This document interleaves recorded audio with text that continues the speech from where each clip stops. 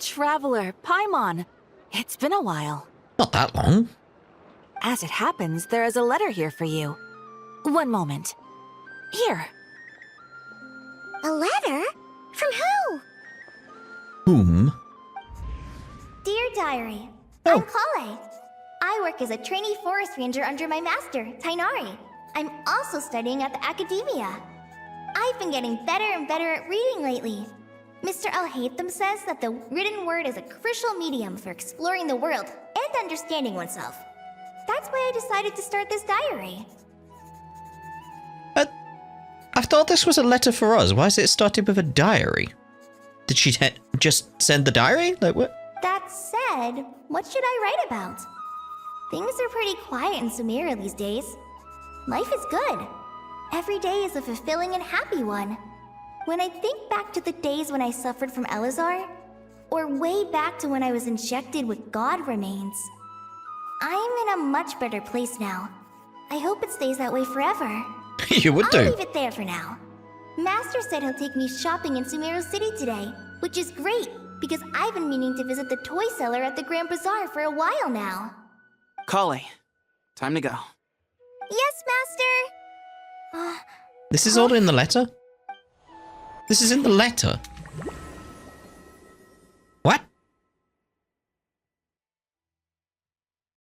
Okay, we got a ripple. There's a ripple. Oh! What's wrong, Kale? Is there something on my face? No, sorry. I didn't mean to stare. Did Master Tighnari send you to pick me up? Master Tighnari? What are you talking about? Tighnari is the General Mahamatra. He's probably busy arresting criminals in Sumeru City. I mean, if that's what floats your boat, I can introduce you, but... Wait, Master Tighnari is the General Mahamatra? But what about Mr. Sino? Sorry? He's decided to pursue a career in comedy. That's the last we heard of him. Oh, you mean that guy who just joined the Vahumana Darshan? Rumor has it he's the leader of the Temple of Silence. If that's true, it's pretty impressive. Okay. Sounds like you've been getting to know more and more people since you joined the academia. That's great, but don't let your forest ranger duties fall by the wayside, okay? Someone's been messing with the tree. What's going on? Sethos is acting like he's my master, and Master Tighnari has taken over Mr. Sino's job. Is this some kind of prank? If so, it's a weird choice of prank. But anyway, Sethos doesn't look like he's joking. What is this all about? Hey, you're zoning out again. I'm gonna buy some tools for the rangers. Why don't you stretch your legs a bit? It's been a while since you last visited the city, right? Wait! He's right. It has been a while since I last visited Sumeru City. Was it always like this? I mean, it feels familiar, yet somehow... something seems different. Is this really Sumeru City?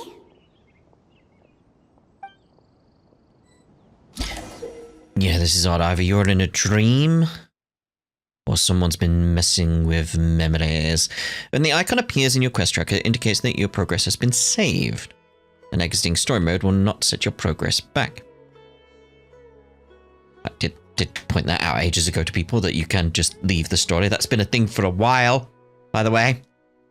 For a while. It would have helped for them to have an icon. But anyway, when you are in special story mode, you can tap the exit button to check your last save. Yeah, it's probably good of them to add that, because that has been a thing for a while. It's just people weren't aware it was a thing. You could just leave the story and then come back later. I did it several times myself. How will I ever save enough money to buy that cut? Several times. Edited it around it, so you wouldn't have seen it in the videos itself.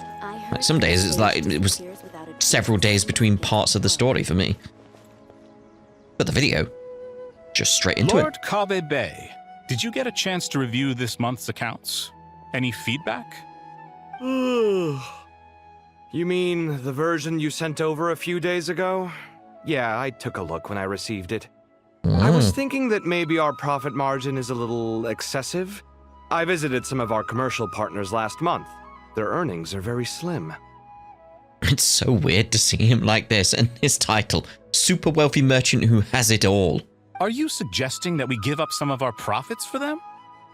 Well, since we have more than we need, yes. Making money for its own sake is pointless. Don't worry, I've already planned for it, and the numbers look fine. We can adjust the rates starting from next month. Also, about that designer you hired, I've had to revise his proposal 3 times now, but he just doesn't seem to... Let's cut our losses. Pay him his fee and send him on his way. I'd like you to get Layla on this instead. She was Cyrus's student, and she designed the Palace of Alcazarzaray. Seems like a much safer choice. Who's sneaking around over there? Oh, nothing. Mr. Kaveh? Do you recognize this person, sir? Yes, it's all right. We've met. This is Kale, Sethos' trainee. He brought her along the last time I went for drinks with him. What Drinks? brings you to the city, Kale? Is your master here too? No, this is all wrong! Why is Mr. Kaveh saying that too? Tainari is my master, not Sethos. This can't be real. I have to ask someone else. There's gotta be someone else out there who still remembers the truth. And never mind the truth. I'd be investigating to see what else is different, who else has changed, because Kaveh is very different. Hey, wait! Don't run off! How strange. What's gotten into her today? This is very weird, very It's like weird. everyone switched places. I guess I'll keep looking around. I heard. Yeah, it. Okay, that's weird. There's not even Catherine here. This is where Catherine usually is, right? Whoa. Sure, that is where Catherine usually is, right? Even Catherine's not there. But I was gonna say, yeah, I do like it's more obvious now Would you like a cup of coffee? that it has saved your progress. I like that. Lots of visitors today, I see. Welcome all. It's been a while. Hey, Rahman. You know that guy who sells face powder on Treasure Street? I haven't seen him around in a while. Any idea what happened to him? Oh, you mean a Hongar? Yeah, he got into a brawl with Shavirme on Treasure Street. He's been banned from setting up shop there for now. Seriously? Oh, well, that's a shame. I was planning to pick out some makeup for you. Oh, don't worry about it. The legendary Flame Mane discussing makeup with the Zubair Theater star dancer. Now there's something you don't see every day. Flame Mane? You know, I'm not actually sure when people started calling me that. Maybe the other Eremites thought I needed a fiercer title to scare people off? To be completely honest, I think the title would fit you better than me, Dia. You think? Can't say I've never imagined myself as a merc. If I ever give up the dancing, maybe I'll head to the desert and give the Eremite life a try. You would? Is that so strange? Oh, not at all. In fact, I've actually had similar thoughts before. If I ever get tired of sleeping out in the wild, I think I might go look for a job at the Zubair Theater. I've adored the dance of Sub-Zeros ever since the first time I saw you perform it. If the chance ever came up, I'd love to try it out on stage for myself. Really? If our manager Sataria heard you say that, she'd hold you to it. Probably grab you by the sleeve and never let you go again. Hey, when that day comes, I'll do your makeup myself. How's that sound? Sure. If the day comes, I'd be honored. Would have thought maybe their attire would have changed as well. That would have been interesting. Probably a bit much for them to do, but it would have been interesting.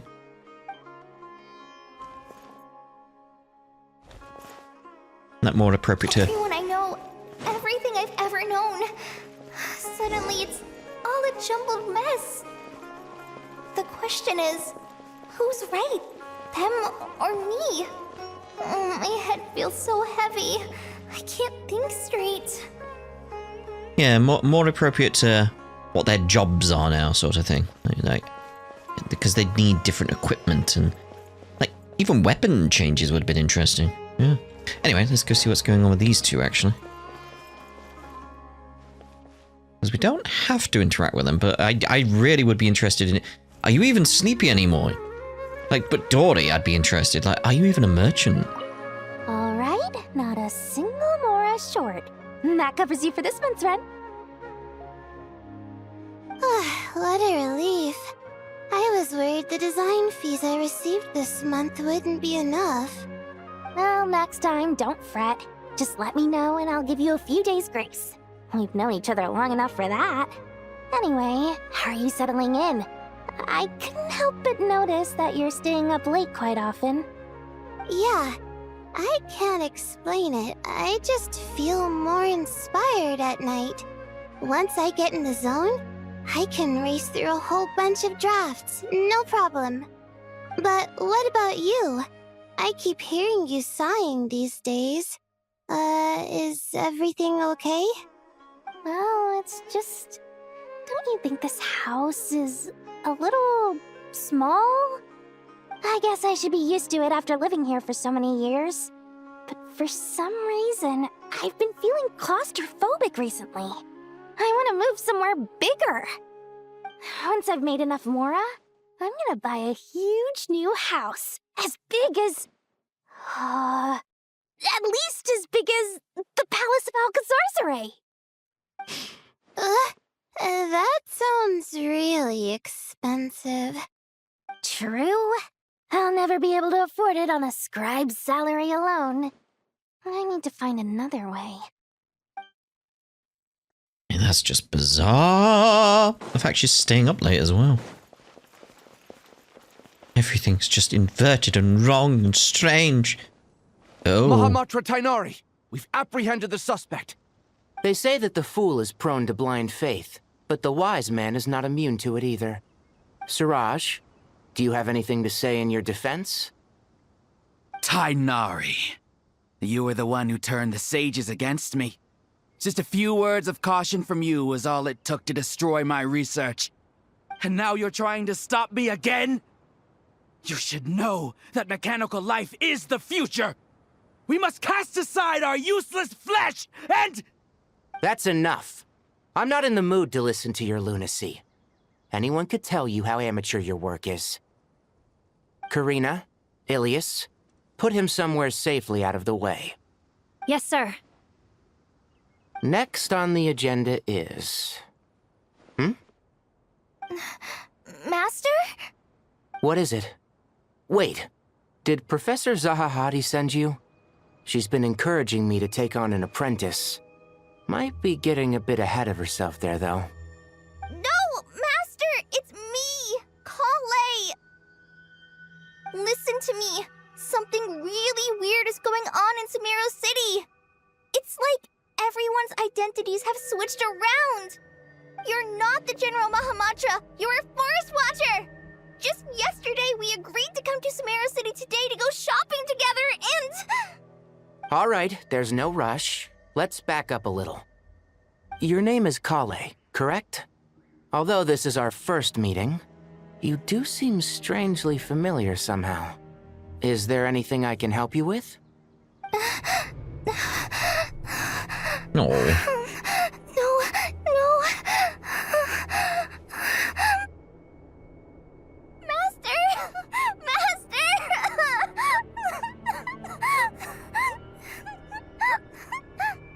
What is it? Why is it Shihiru?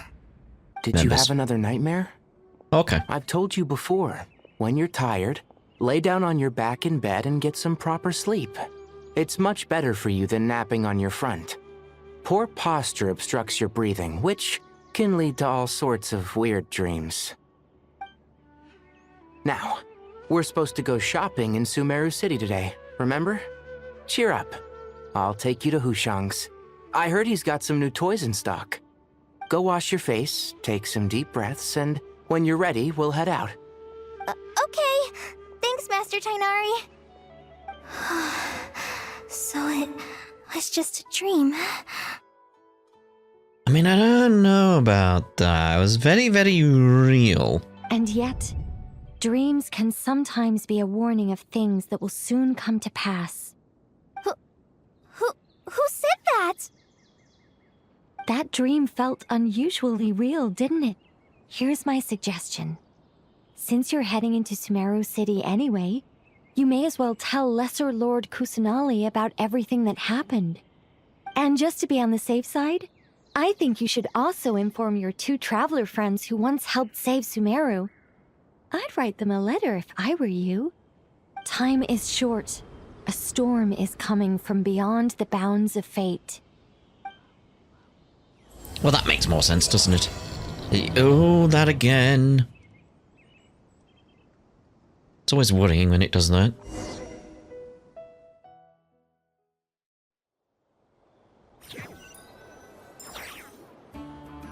What a strange situation. No wonder Kale was in such a rush to write us a letter. Just realised we're actually wearing his new costume.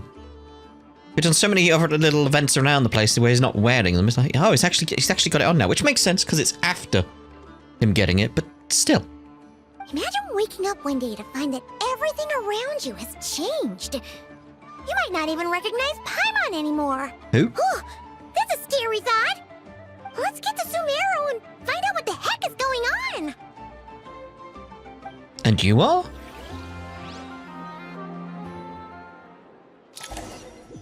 What's with the noises? Okay, enter Sumeru City and check on the situation. Is it going to be all changed when we get here? Everything looks fine. If anything, a little bit busier. Okay, well, there's Tighnari and Kale. Kale! Traveler! Paimon! Thank goodness. I'm so glad you made it. Of course. We won't let anything happen to you, Kale. So, what's going on in Sumeru City? Looks like lots of people are moving or something. Yeah, I was just gonna say. After I wrote my letter, Master and I went to Sumeru City and told the Dendro Archon everything that I experienced, from start to finish. What did Nahida say? Yeah, she may have some idea of what's going on, if anything. She was silent at first. It seemed like she was deep in thought. Then the next day, we got told that she was ordering everyone to leave Sumeru City immediately and move to Caravan Rebot. Okay. The entire population of the city has to move? Not just Sumeru City. The evacuation also includes Lokapala Jungle, Avidia Forest, Ashavan Realm, and Ardravi Valley. Basically, everyone living in the rainforest must temporarily relocate to Caravan Rebot. Holy smokes! That's crazy! Yes, it's quite an operation. Even if people only bring the bare essentials, the scale is simply enormous. They've requisitioned almost all the Sumpter Beasts in Sumeru for the task, including the entirety of Dori's Sumpter Beast Park. I mean, I know we get a scaled-down version of the locations and the nations, but what is the population size here that would be evacuating? It's the capital city of the nation, so can be quite a bit. Did Nahida give any indication as to why? And clearly it's related to the dream, but why? The Dendro Archon said that what Kale experienced was not a dream, but a warning. After our meeting, she immediately summoned the 6 sages to analyze the situation and discuss countermeasures. They concluded that the events seen in the dream are very likely to become a reality, and that an unknown danger is rapidly approaching. Oh, please keep that to yourself. We don't want to cause widespread panic. Panic? The official reason they've given is a large-scale renovation of the rainforest ecosystem. People are skeptical, but there haven't been any major incidents. So far, at least. The Dendro Archon seemed really worried when we spoke to her. She said you can go visit her in the Sanctuary of Surasthana when you arrive. She also said she'd hold out until the very end. Tighnari? Kale? You got a minute? I need a hand here. One moment, I'll be right there. As a forest watcher, I've been tasked with assisting with the relocation work. There's a lot to be done, and they need all the help they can get. This will be the final group of evacuees from Sumeru City. While they're away from home, they'll be heavily reliant on outside help. Thank you for coming in our time of need. As you can see, another crisis is upon us. Excuse me, sorry to trouble you, but could you help an old man find his medicine? It's buried somewhere in my luggage. Where's my mom? Where did she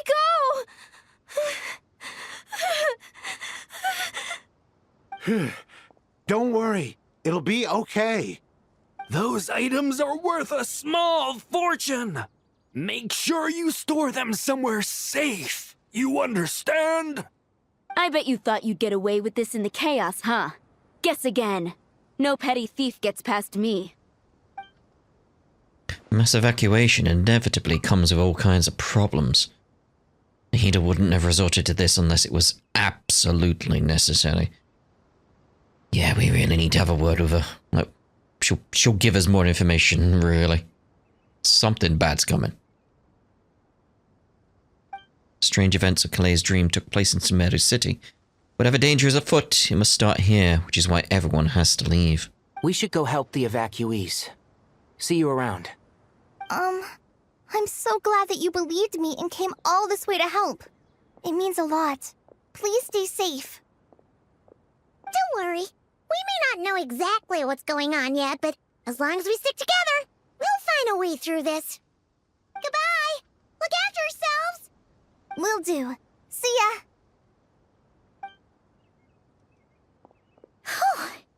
Paimon's not sure how she found the words to comfort Kale because, honestly, she's kind of nervous herself. Rightly so. Let's head to the Sanctuary of Surasthana and see Nahida. Indeed. What is going on? Yep. Make way! Make way! Out the way, sir. Who goes there? No unauthorized access to this place. By order of Mahamatra Sino. Uh-oh. Are you blind? It's the Traveler and Paimon. Surely you've seen them before. Oh, okay. Hello. Huh? Oh, so it is. I'm sorry, I haven't been sleeping well lately. My nerves are a little frayed. I thought it was the start of everything going wrong. So not sleeping well, you say? What's troubling you? It still might be, though. The Dendro Archon is in a very vulnerable state at the moment. Mahamatra Sino is concerned that our enemies might choose this moment to strike, so he's ordered us to strengthen our defenses.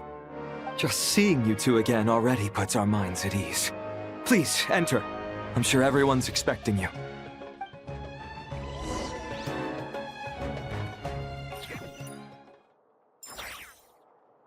It'd be cool if we go to each nation and there's something weird going on in each one. Something has changed or is about to change. Something weird.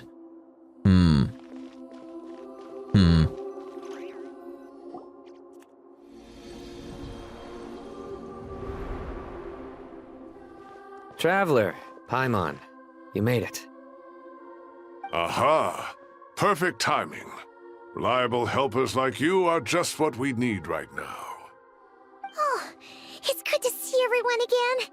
Kale gave us a rough idea of what's going on, but we still have a lot of questions. What kind of danger is Sumeru City in exactly? And how come everyone has to move to Caravan Rebot? At this stage, we can't be certain. We're investigating, but no definitive answers yet. I take it that Kale told you about her strange dream? Yeah. Apparently, everyone in Sumeru City was acting super weird. Even you guys. It was like you'd all switched places. That's right. Kale and Tainari reported the situation to the Dendro Archon. She believes that it wasn't merely a dream, and that whatever it was has something to do with Irminsul. Yeah, that's the implication I was getting immediately. Someone's messing with the tree. It's a reasonable inference. Only through Irminsul can people's memory and cognition be so significantly modified in such a short time. We don't know why Kale would dream of these things, nor who was trying to warn her. The Dendro Archon decided to connect to Irminsul to investigate more thoroughly. Has she found anything yet? I don't imagine so, based on the way everyone's reacting. Irminsul is connected directly to the ley lines. The tree serves as a central hub where the ley lines converge, and its core function is to record and store the world's knowledge and memories. Yes, I know. But something has gone awry, severely compromising the performance of this core function. Information is bottlenecking inside Irminsul, hampering the ley lines' flow. If this continues, new information will languish unrecorded, with existing records thrown into disarray. In short, the souls of the dead will be stranded, while the living have their sense of reality warped. In the long run, Kale's dream could well become a reality. And that's just the beginning. There's no telling what other nightmares could end up coming true. Irminsul. Ley lines. I have come this far, to use my death to open the gates of the ley lines to my people.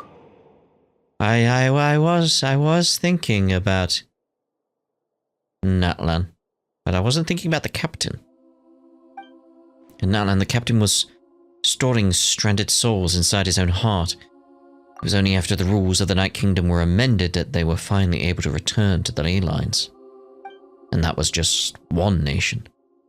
Problem with Irminsul itself could end up affecting all ley lines worldwide. Again, this is why I was thinking it would be interesting if we went off to Fontaine and there was something different there. We went off to Inazuma, something different there. It would be very interesting, just everything altered slightly, not massively, just slightly. And maybe you could put the pieces together of what's going on in each nation to get a cohesive whole of an idea of who's doing it, why it's happening, what are they up to, and obviously how does it connect to the next area we're going to, which is Snezhnaya. So, you know, because that would be the connection to all of this, clearly. It'd be the Fatui. It'd be the Fatui. But, you know. Faced with a growing backlog of information, the Dendro Archon decided to connect herself directly to Irminsul and take over the recording and processing function herself. But it is an almost impossible task. Individual brains aren't equipped to deal with the sheer volume of knowledge and memories involved. All that information flooding in at once would instantly fry any human mind. And for a god, even for a god, the suffering must be unimaginable. The Dendro Archon's power originates from Irminsul. Any issue with the tree itself takes a toll on her to begin with. On top of that, she's subjecting herself to the grueling task of processing all that data. It must be torture for her. And despite all of this, she is somehow finding the strength to investigate the Irminsul situation from within and send us her findings. I finished analyzing the latest data. Looks like our working theory was wrong. There's no signs of Irminsul having been attacked from the outside. So it's internal then? Some sort of disease, perhaps? No. I've spent half my life studying the ley lines. If Irminsul malfunctioned this easily, the world would have met its end long ago.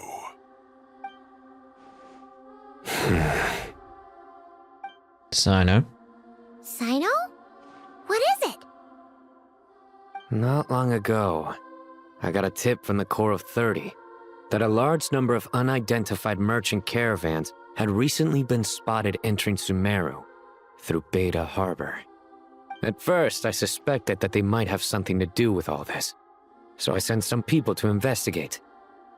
But if Irminsul wasn't attacked from the outside... Don't you think there are more important things to worry about right now than guessing who's behind all this? No. It's been over 12 hours with no new intel.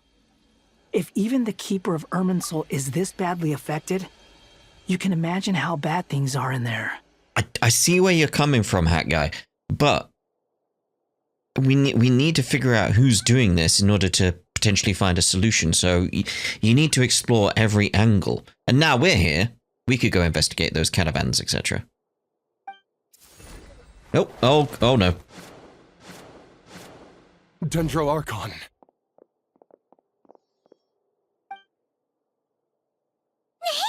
Not good. What's wrong? Her breathing is weak, and her elemental energy levels are dangerously low. Looks like it's time to move to the backup plan. What's the backup plan? Get out of the city and take the Dendro Archon with us. The entrance to Irminsul is directly beneath the sanctuary of Surasthana. That means this is ground zero if anything goes wrong. The Dendro Archon has a very strong connection to Irminsul. But theoretically, this connection should grow weaker with distance. Under normal circumstances, she could unleash her full power here. But with Irminsul out of control, our first priority is to get her away from here. The situation is critical. There's no time to deliberate. Everyone in agreement? I'll deal with it. I'll also let the Matra and the Core of 30 know to start evacuating. I wonder if that's the aim. Just twist things slightly to cause it so she has to leave. Because what happens if this entire place is empty? Someone could easily move in.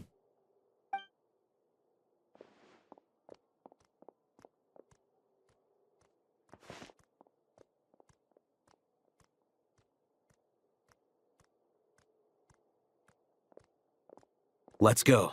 No sense grieving when there's nothing more we can do. Agreed. We'll be back as soon as this is over. Yeah, again, this could be intentional.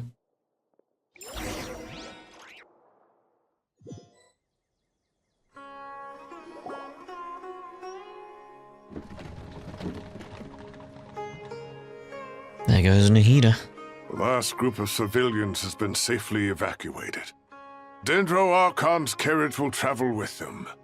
Sino and Hat Guy will protect the convoy. That's good news.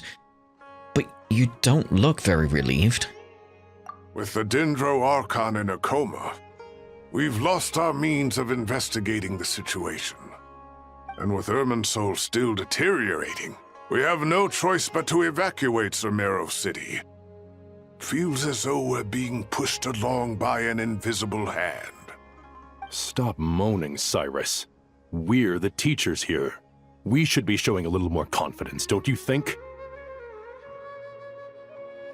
A wise judgment. No time for fighting, though. Let's move out to Caravan Rebot.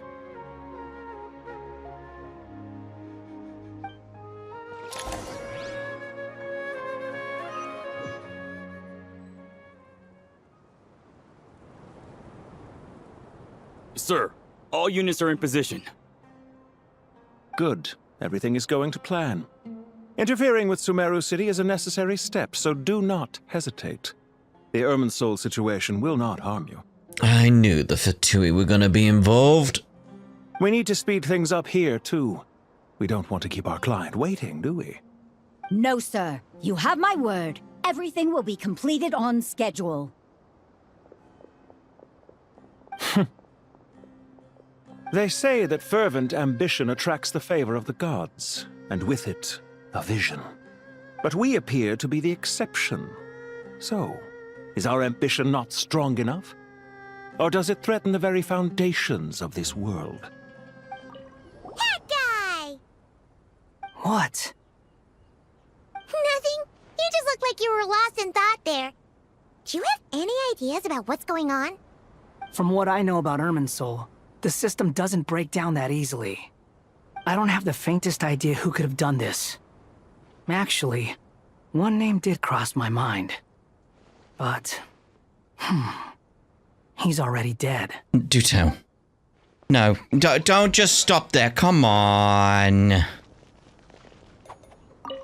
So, can I assume that this period of time away won't count as part of the rental period? Maybe we should deduct it from next month's payment. Sure. Great! Wait, why are you suddenly being so reasonable? What's the catch? I'm always reasonable with rental payments. Like the time I refused to let you use that wine you brought home as collateral. Oh dear. That was a perfectly fair request, and you know it! Everyone runs low on funds now and then, don't they? And that bottle of wine wasn't cheap. You ought to be thanking me. Anyway, Sumeru City should be empty by now, right? With no one at home, I've been worried about security. I'm worried about burglars. What would they steal? That new scroll you bought? Ah! I'd almost forgotten about that. Oh, I only went and hung it up in the most conspicuous spot in the house. If anyone breaks in, it'll be the first thing they see. Well, no one but you gave it a second look while it was on display in the shop. I doubt anyone would go out of their way to steal it. You say that, but what if there's a thief out there who shares my aesthetic tastes? Then you can only hope he shares your taste in expensive wine as well. Always worth having some collateral. You! Oh dear, oh dear. He's going to be constantly anxious now, isn't he? Constantly worrying. What about my scroll? My scroll. They're going to take my scroll. I need that scroll. It was a lovely scroll. Oh no. There's no one else around. I don't want to head in until we double checked. Don't see no one, so I think we're good. Let's go.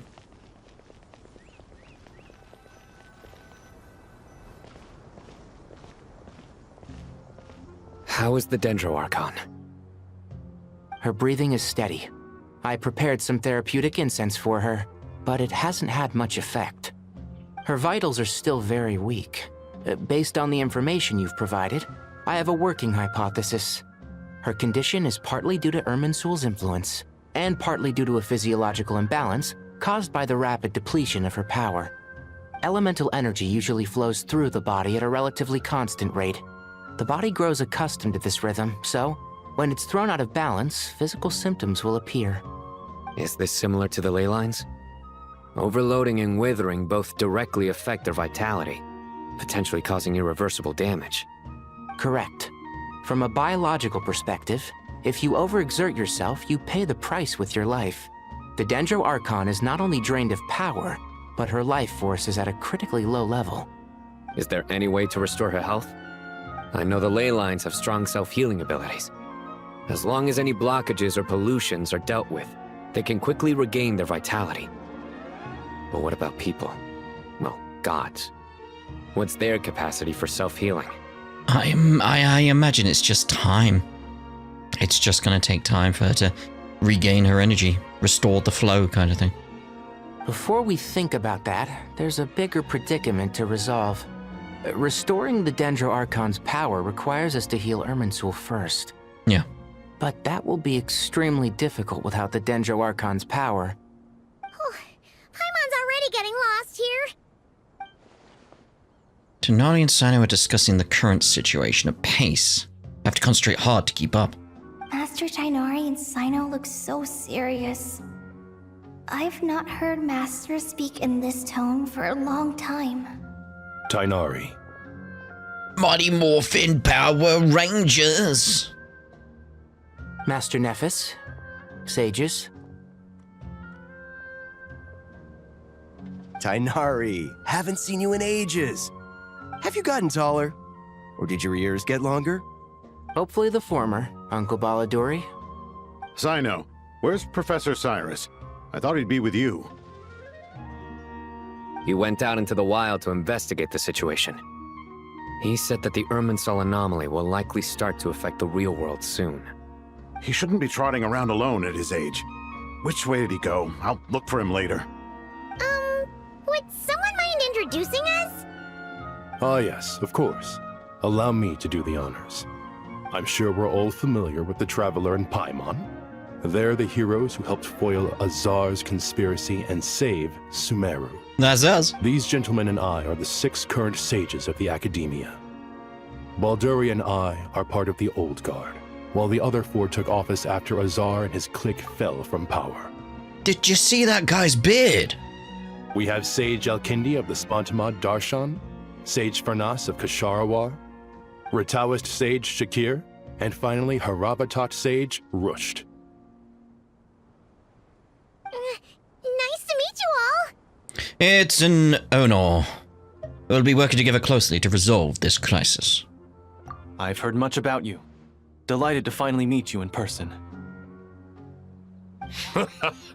You're younger than I imagined for someone with the power to stand up to fate itself. Thank you for lending your aid to Sumeru once more. Once we're on the other side of this, could we get a photo together? My daughter has a friend named Isak. He's always talking about you two. I mean, yeah, I definitely want to get a photo of you, mate, with your majestic curly beard. Of course! No true hero would deny a child their wish. Back to business. So with the Dendro Archon currently in a coma, the people have taken temporary refuge at Caravan Rebot, but they cannot stay here forever. We need to come up with a plan as soon as possible. Farnas, any thoughts? Well, firstly, having reviewed the data, I'm inclined to agree with your assessment. This doesn't look like an attack on Irminsul from the outside. Rather, it resembles a malfunctioning machine. Calculations going haywire and sparks flying. That being said, before we consider how to fix it, we need to understand precisely what has gone wrong. Furthermore, we somehow need to ascertain this without relying on the Dendro Archon's power.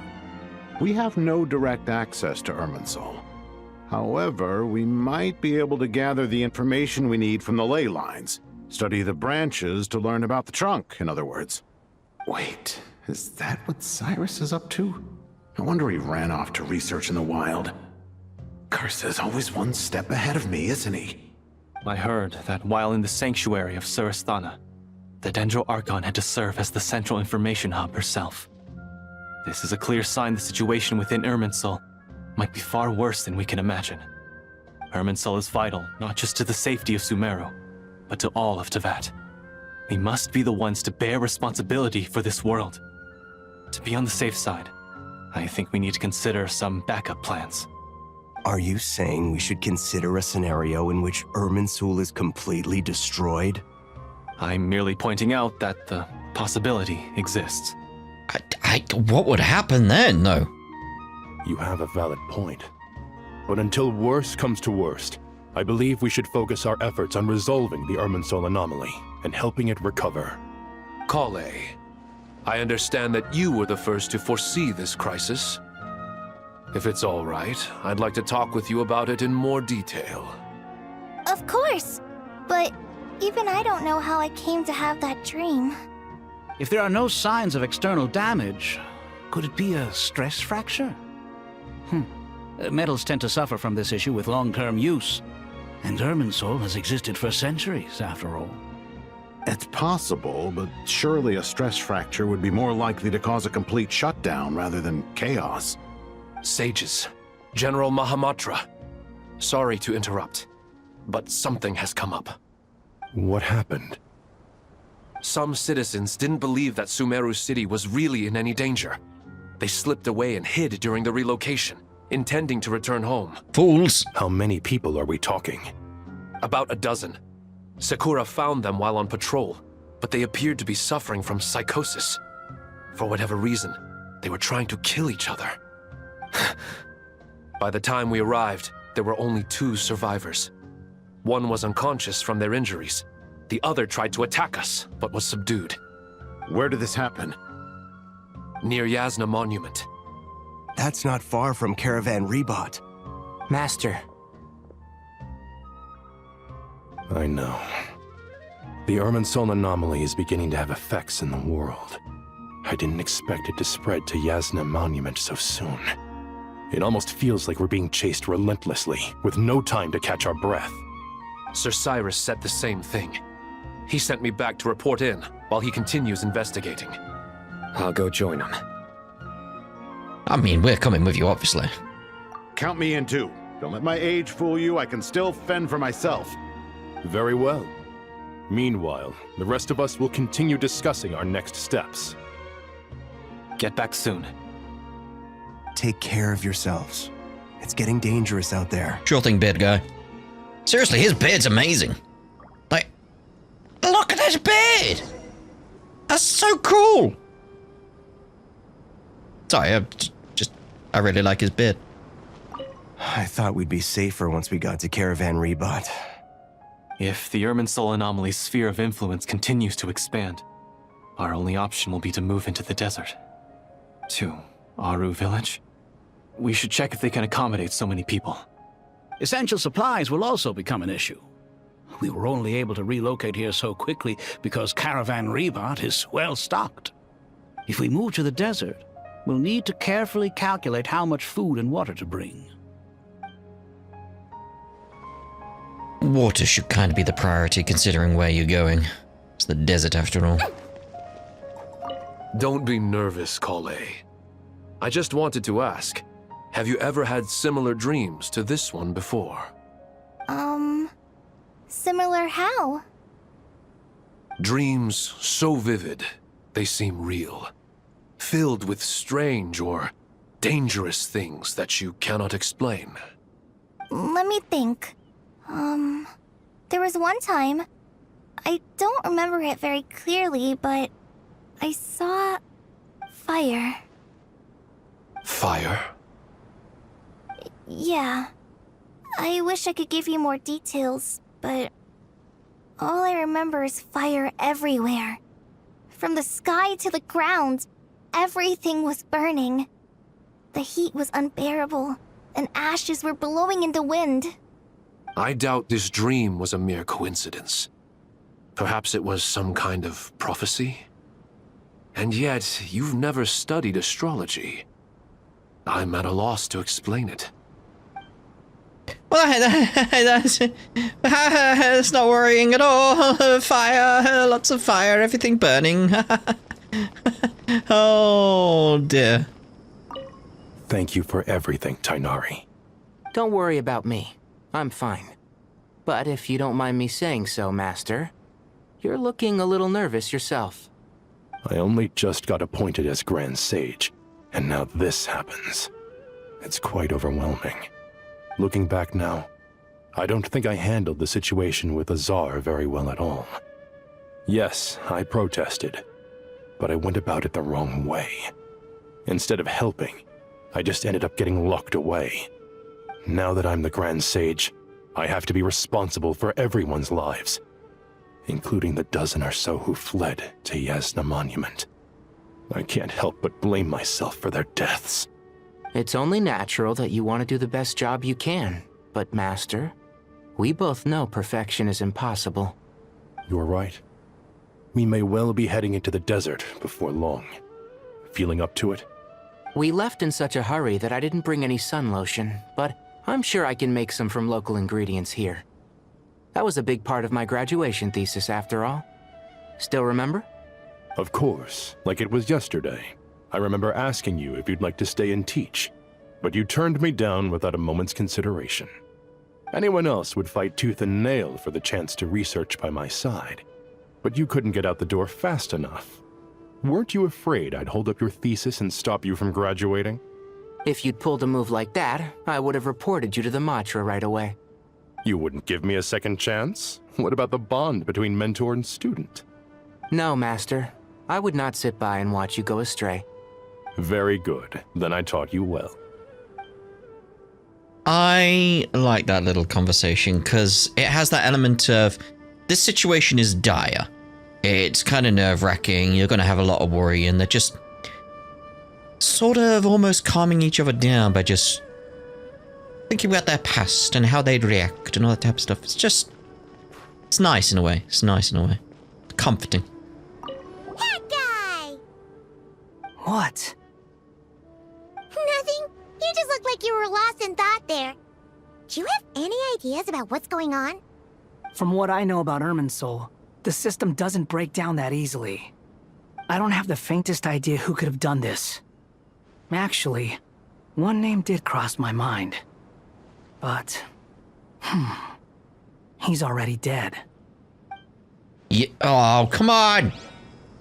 That's why I spoke to you again. It was like, I was hoping his dialogue had completely updated, but I was gonna let it play out because I was hoping he'd actually have some new dialogue on top of that. I'm just wondering if there's actually anyone around here. Oh, Nidal. Keep your eyes peeled. It's down to us to maintain order at this time. This is a direct command from the Mahamata. Everyone stay vigilant. We cannot allow bad actors to take advantage of the chaos. Indubitably. Let's check, see if there's anyone else with a name. Hello. Take this medicine and get some rest. Long journeys are fatiguing at the best of times, and it's taken a toll on your health. Please focus on recovering for the next couple of days. Got it. Thank you. Got it. Thank you.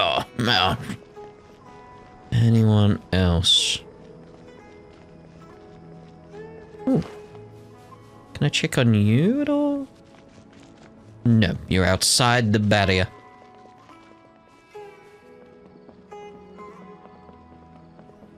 Anyone here? Felt like you would be something. Nope. Righto. So, where are we going? Where are we going? Down there. It's not going to be a case of I can fast travel anywhere.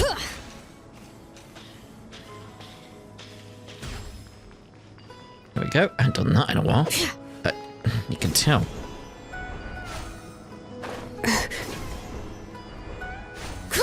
God, I'm so out of practice with this.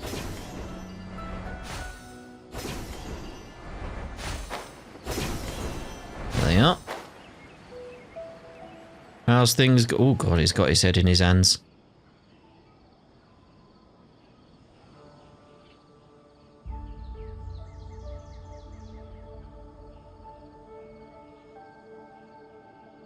Please, don't go any further. As you get closer to Sumeru City, there's no knowing what dangers you might encounter. So this is our mentally disturbed man? I'm going to gut you all. Nice laugh.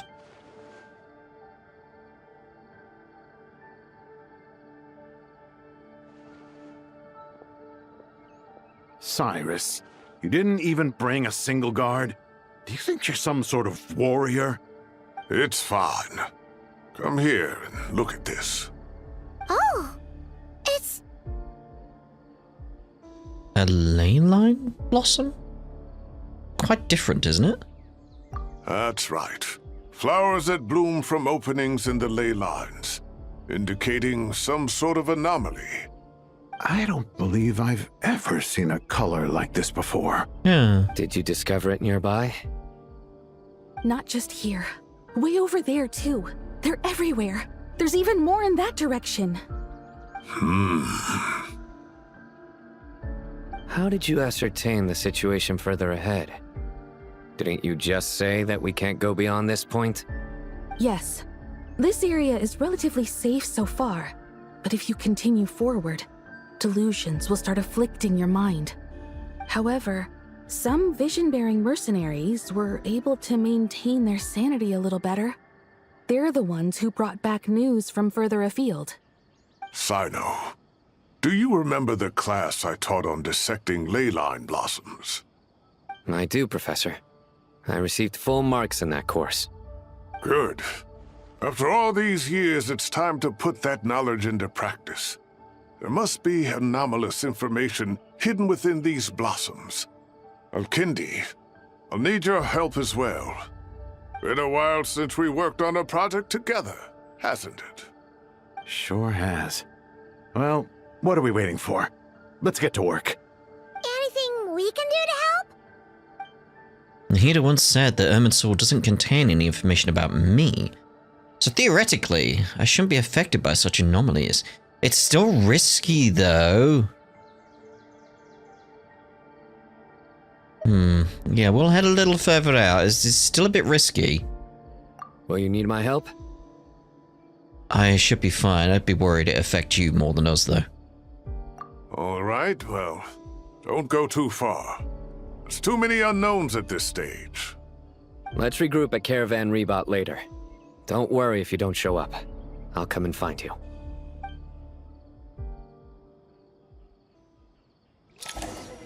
All right. Can I actually speak to anyone? All right, well, don't go too far. There's too many unknowns at this stage.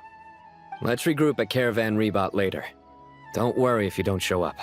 I'll come and find you. Okay, so the same again. What about you? Can I not speak to him? No? Okay, fine. Don't slip and fall! Don't slip and fall, guys! I've warned you. I warned you. If I find out you slip and fell. Dark clouds gathered in the sky, a sure sign that a storm is approaching. Slowly but surely, the strange weather is spreading. The rainforest creatures must have sensed that something is wrong, because they're beginning to flee too. Yeah, that's always worrying. Don't have much time left. Chinari said that to help the Dendro Archon regain her power, we need to heal Irminsul. But healing Irminsul requires the Dendro Archon's power. Is there any way to solve this puzzle? That should be the heart of Oasis. All we need to do is light it with the fire seed, and it'll restore a pep with elemental power. The damage it suffered internally will also slowly begin to heal. A memory.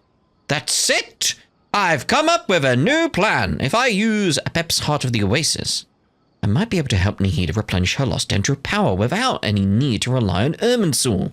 What is it? You thought of something? I know a way to save Nahida. Really? Then let's get back and tell the others! I mean, it's just a plan. It's just a theory. A Genshin theory. All we did was walk down the road. Thought we were going to do some gameplay. No? Okay. Phew. Glad to see you've returned safe and sound. Any longer and we would have gone out looking for you.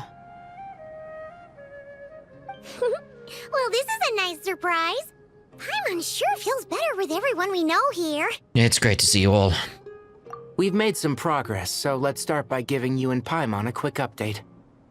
By dissecting the ley line's blossoms, we've been able to deduce that although Irminsul is experiencing an anomaly, it has not completely rejected access from the outside. The Dendro Archon has the power to connect to Irminsul, but there's also another way. The terminals. I assume you recall the devices everyone was wearing when you first arrived in Sumeru? Devices? Oh, wait. You mean... The Akasha terminals? That's right. Of course! It's been so long, Paimon almost forgot all about the Akasha. Yeah.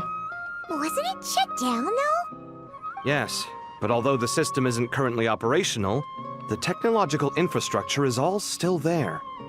And it turns out that a certain someone gets so bored at work that he's actually read through every single one of the instruction manuals. No prizes for guessing who that was. If praising others is that embarrassing for you, you can simply spare yourself the ordeal.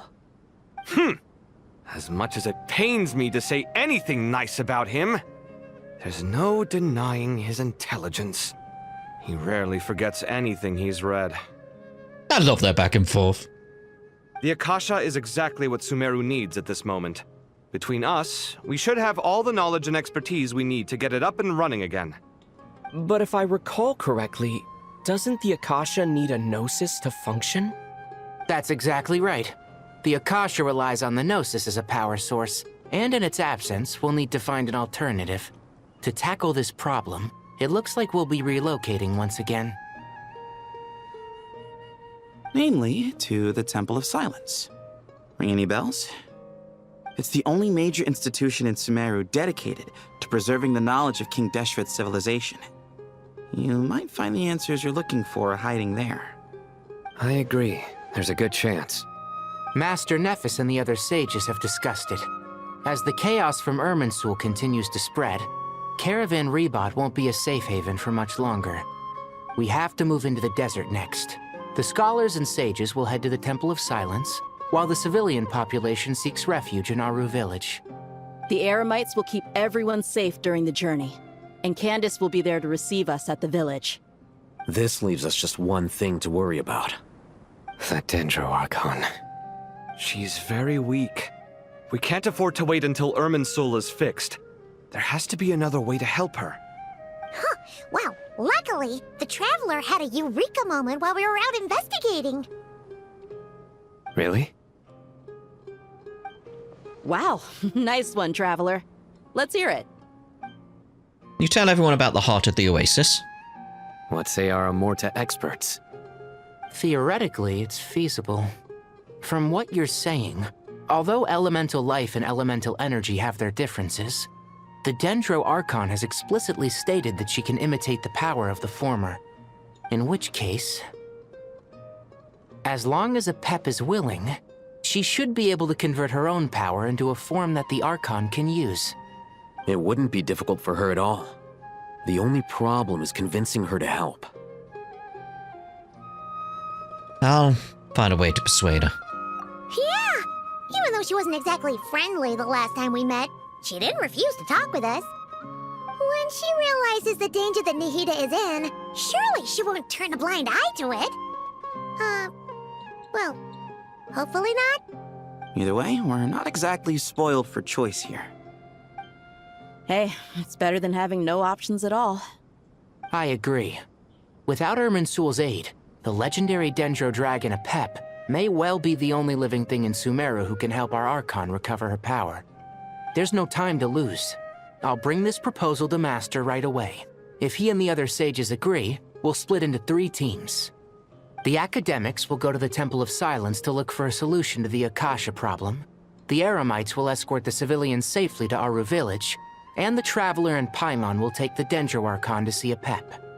There's still a long road ahead, and no knowing if we'll make it. But at least we have a direction now. I'll take it over floundering around in confusion. If there are no objections, then let's proceed. But before we adjourn, I would like to leave you all with some parting words. No matter the distance between us, there will always be an invisible force tying us together. May the bonds forged in the past shine bright like stars and open a new path before our feet. Huh. Is that from King of Invocations? No. This one's from King of Invocations, the sequel. Ooh. What's the difference? One's a sequel. The sequel's much cooler. Couldn't agree more. Well, it was very apropos. Once this is all over, I'll give everyone a copy of King of Invocations and the sequel to show my gratitude. Come on, let's get moving.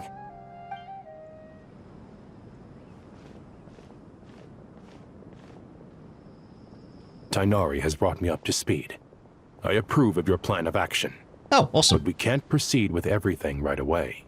The people need to rest. For many of them, this will be their first time in the desert, so we'll need to find additional personnel to help escort them.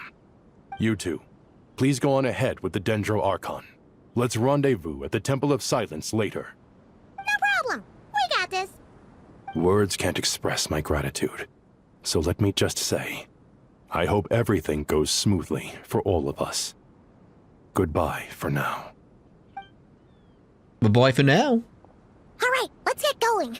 If Paimon remembers correctly, the last time we saw Apep was in... Traveler, Paimon. Could I borrow you guys for a moment?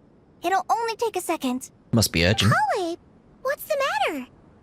Well, the thing is...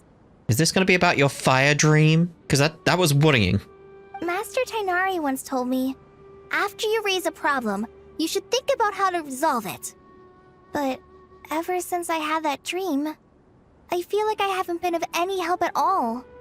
I tried my best to keep up with the conversation, but there was so much new information, I couldn't take it all in. So, I just wanted to ask, do you have any tips for me there? I mean, she's helped immensely when you think about it. She got everyone to just start preparing. Like, this is all happening because of you. You may feel helpless, but you are the person who's helped the most in this situation. No one was prepared.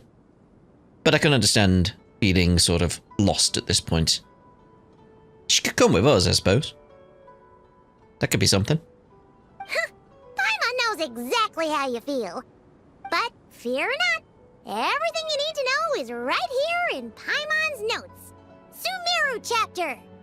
It's got tons of info about all the things we've seen and heard on our adventures.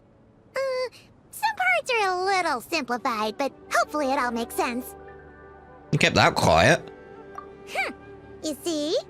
Being the greatest guide in Teyvat isn't just a fancy title. It takes a lot of hard work. Paimon doesn't always understand the things you're talking about with other people. Whenever that happens, she notes down the confusing parts and goes over them in her own time. This is perfect. Could I borrow it? Sure. Matter of fact, you can keep it if you want. Paimon has another copy. You have copies? The spare copy was originally meant for the Traveler. Paimon used to worry that one day he might not need a guide anymore, so she wanted to have a gift for him, in case we ever parted ways. Oh, that's just adorable when you think about it. But it doesn't seem so necessary nowadays. We have so many more places to see together. One copy will be enough for both of us. Thank you so much. But still, these are your treasured memories. I think I'll make my own copy and then return the original to you. Anyway, that was all. I won't keep you any longer. Have a safe trip. See you again soon. See ya! I thought she'd come with. Alright, time to bring Nihida to see a Pep. Let's hope that old grouch is in a negotiating mood. I don't know about that. Oh, guiding notes. You can view guiding notes on the quest overview screen. Are you telling me about this now? Seems weird. You can also view guiding notes directly during certain conversations. Hey, here's a thought. If we brought Nervalette along, do you think he could help us persuade a Pep to help? Actually, never mind. In a Pep's eyes, Nervalette's probably one of those dragons who's grown too close to humankind. They might end up fighting for all we know. That would be an interesting fight to see, though. I really do like Nervalette. Nervalette is one of my favorite characters. Absolutely love him. Absolutely love him. Is there anybody out there that doesn't like him, thinking about it? No. I can't imagine so. Nervalette's great, right? Right? We all agree on that. Right? Good. Off we go.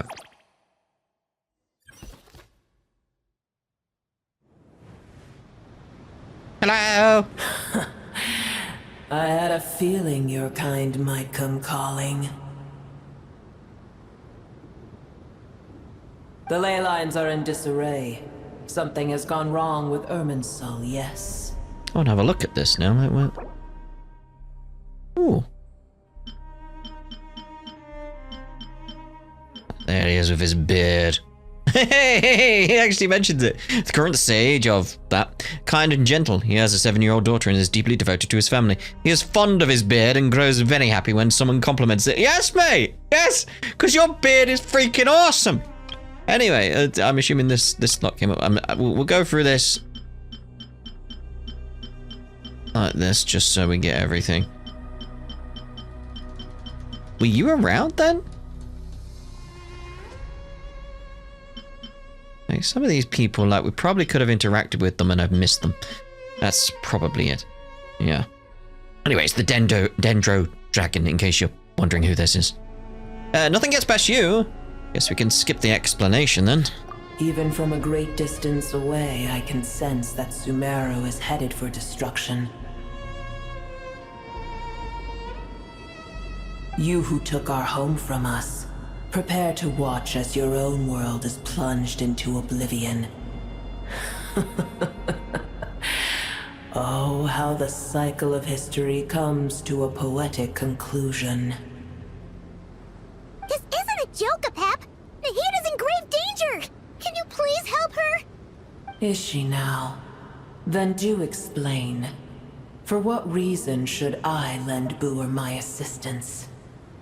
Oh, I like that. I was very much going to plead to the idea that, yeah, the whole world is in danger right now because of this, but like, no. Because you owe a debt of gratitude, and this is a way you can repay it. Apep, if you truly despise gods and humans so much, well, after the great humiliation of being helped by a god in the past, shouldn't you be jumping at this chance to balance the scales? Now that is a compelling reason.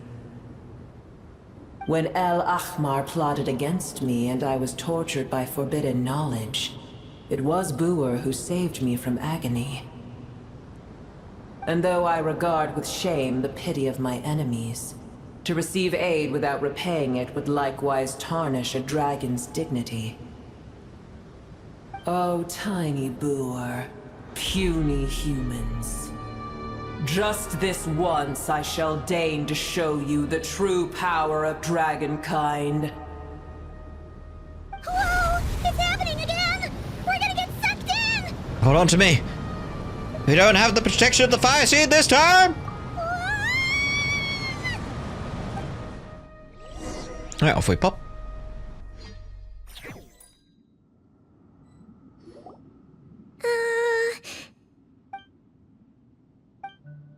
This is an awkward silence. Is silence a mandatory part of an audience with a dragon? It is done. The heart of Oasis is supplying her with life force as we speak. It shall not be long before she recovers. But I should warn you. Booer's existence is closely intertwined with Irminsul. Unless the issues plaguing it are resolved, she will never completely recover her former strength. Oh, thank you. Spare me your words of gratitude. Will giving your power to Nahida affect you in any way? You may also spare me your feigned concern. It's not a feigned concern. I'm genuinely concerned. God. Ugh, just like last time, it's impossible to have a normal conversation with this dragon. A dragon's sovereign's power is far greater than you can imagine. While I was indeed weakened when the heart of Oasis ran dry, providing tiny Booer with a morsel of my life force shall have little consequence for me. Oh, good to hear.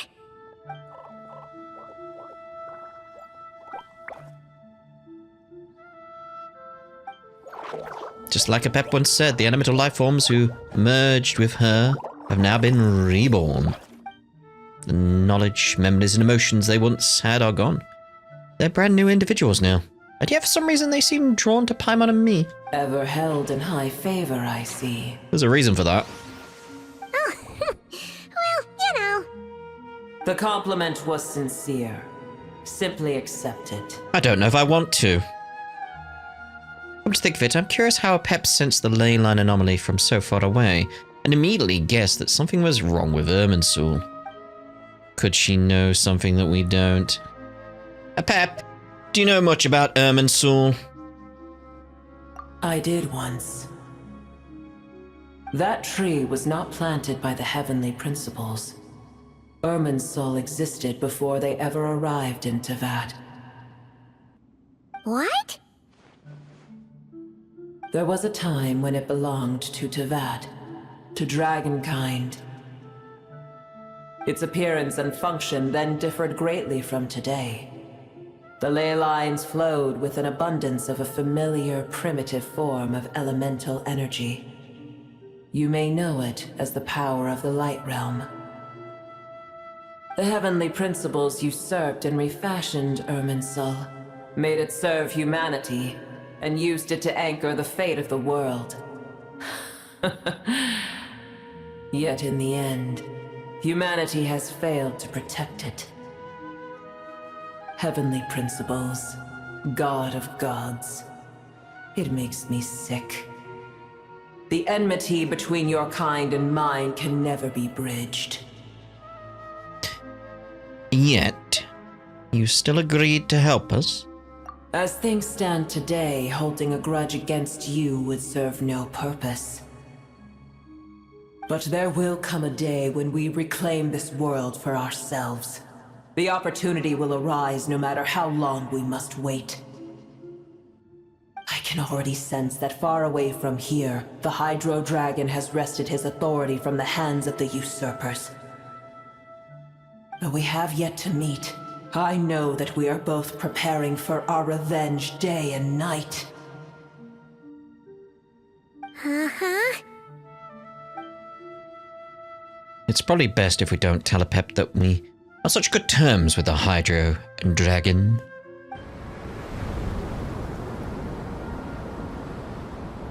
I hear a great disturbance out there. Huh? What is it? Sandstorms come. The Jinn. I see. What happened? Another calamity approaches. You both seem restless. Let us part ways here. Boer is safe with me. Once she has recovered, I shall return her to your side. Oh, thanks again. Take care, alright? I told you already I have no need of your feigned concern. It's not... There she goes again. Don't what we came for. Time to check what's going on out there. Which were... A key? Nahida? You're awake! Are you okay? Cease your interrogation. Yes, she awoke for a brief moment, but she has now lost consciousness again. Take it. We shall talk more at another time. The statues of the gods hang inverted from the heavens, but one alone is unique among them. Its location is... Remember, tell no one. The moment I touched the key Nahida handed over, a mysterious piece of information appeared in my mind. I don't know what it means, nor how to decipher it, but I will firmly commit it to memory. This must be incredibly important information. I don't know why Nahida would keep it a secret from everyone, but it's probably best that I do the same for now. Where the heck are we? Did you just dump us in the middle of nowhere? Wait. No. Paimon remembers now. The Temple of Silence is over that way. Come on, let's go find the others. On my way! What is going on here, though?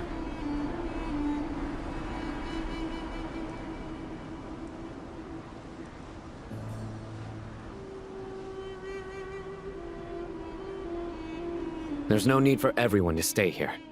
I'll protect the sages. The rest of you, return to Aru village. Yes, Mahamatra Sino.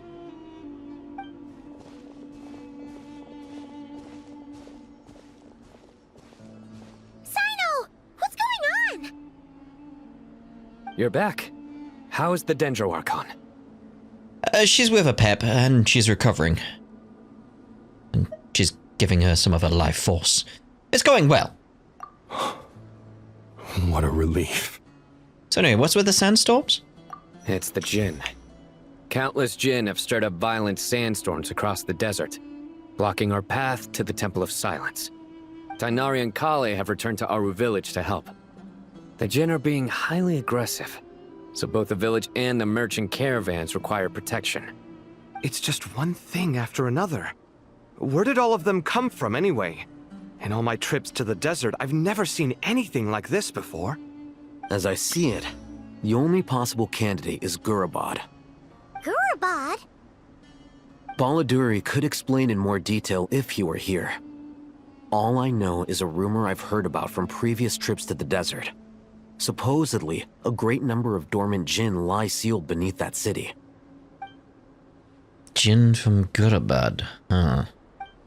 Familiar figure comes to mind. Oh, hello. Gurabad is, for me, a fated land. I must therefore return back to this city, where my destiny awaits me still. My master, I am sorry that I couldn't stay by your side for long. that I could not have more time to get familiar with you. Lilipar. Paimon and I should take a trip to Gurabad. Yeah. We once said goodbye to a friend there. Well, maybe not a friend exactly, but someone we met on the road anyway. She was a strange bottle. If we can find a way to wake her up, maybe she can help solve the situation in Gurabad. Well, be careful. You may find there's more than just the Jinn to worry about. You mean, there are other dangers in Gurabad? It's a sensible assumption to make. The moment we arrived in Caravan Rebod, the Irminsul anomaly started spreading in that direction. Now we've moved to the desert, and suddenly we're plagued by Jinn and sandstorms. To call it a coincidence would be a stretch. Don't worry, we've gotten a lot stronger since our last stint in Sumeru.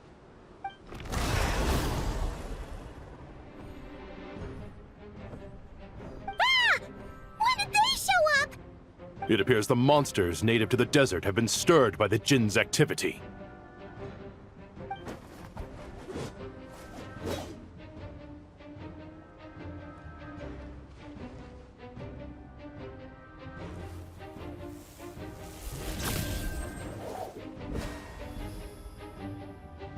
You should get going.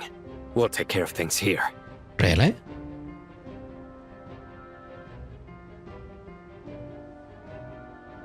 Be careful, okay?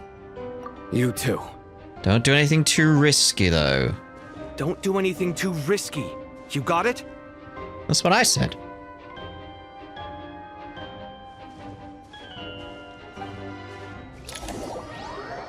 Bit weird. Ooh. Party setup. No, it is Seashween time. It doesn't say it's Seashween time. Oh. That's what I call that team, is Seashween time. Anyway, because you can name your team, so. The Jinn are swarming out of Gurabad! Looks like Aether was right! Let's get inside and see what's going on! I swear, it's phonetical research! Where'd you go? Where'd they go?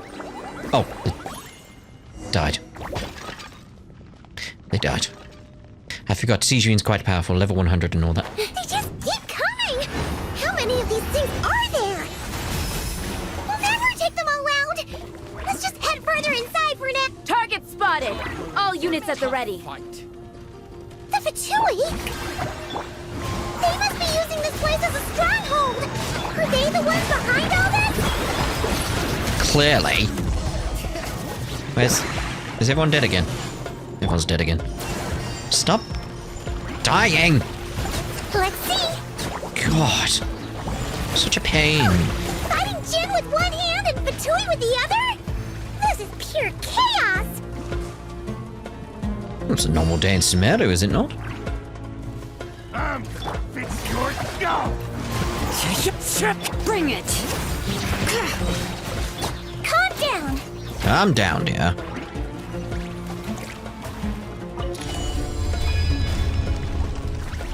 Do you see that strange machine? Smash it. Paimon has a sneaking suspicion that that's the thing wrecking Gurabad and setting all those dangerous Jinn free! The target has reached the core zone. Requesting backup. Repeat, requesting backup. Backup en route. Stop him at all costs.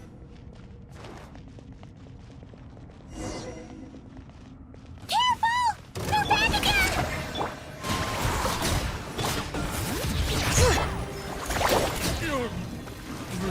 You weren't caught in the group there. Oh dear. Nice one, Traveler! Thank you. Let's keep going! Let's just come close to this because then I can smash it at the same time, right? That's my plan. Fallen leaves. Adorn my... Let the world come alive! Hear the echoes of the valley! I can't even see where I am with all the effects going. Don't be nervous! Just relax! Just go towards the health bars. Just go towards the health bars. Just get rid of them. That destroyed? It looks like it's destroyed. I think. I don't know for sure.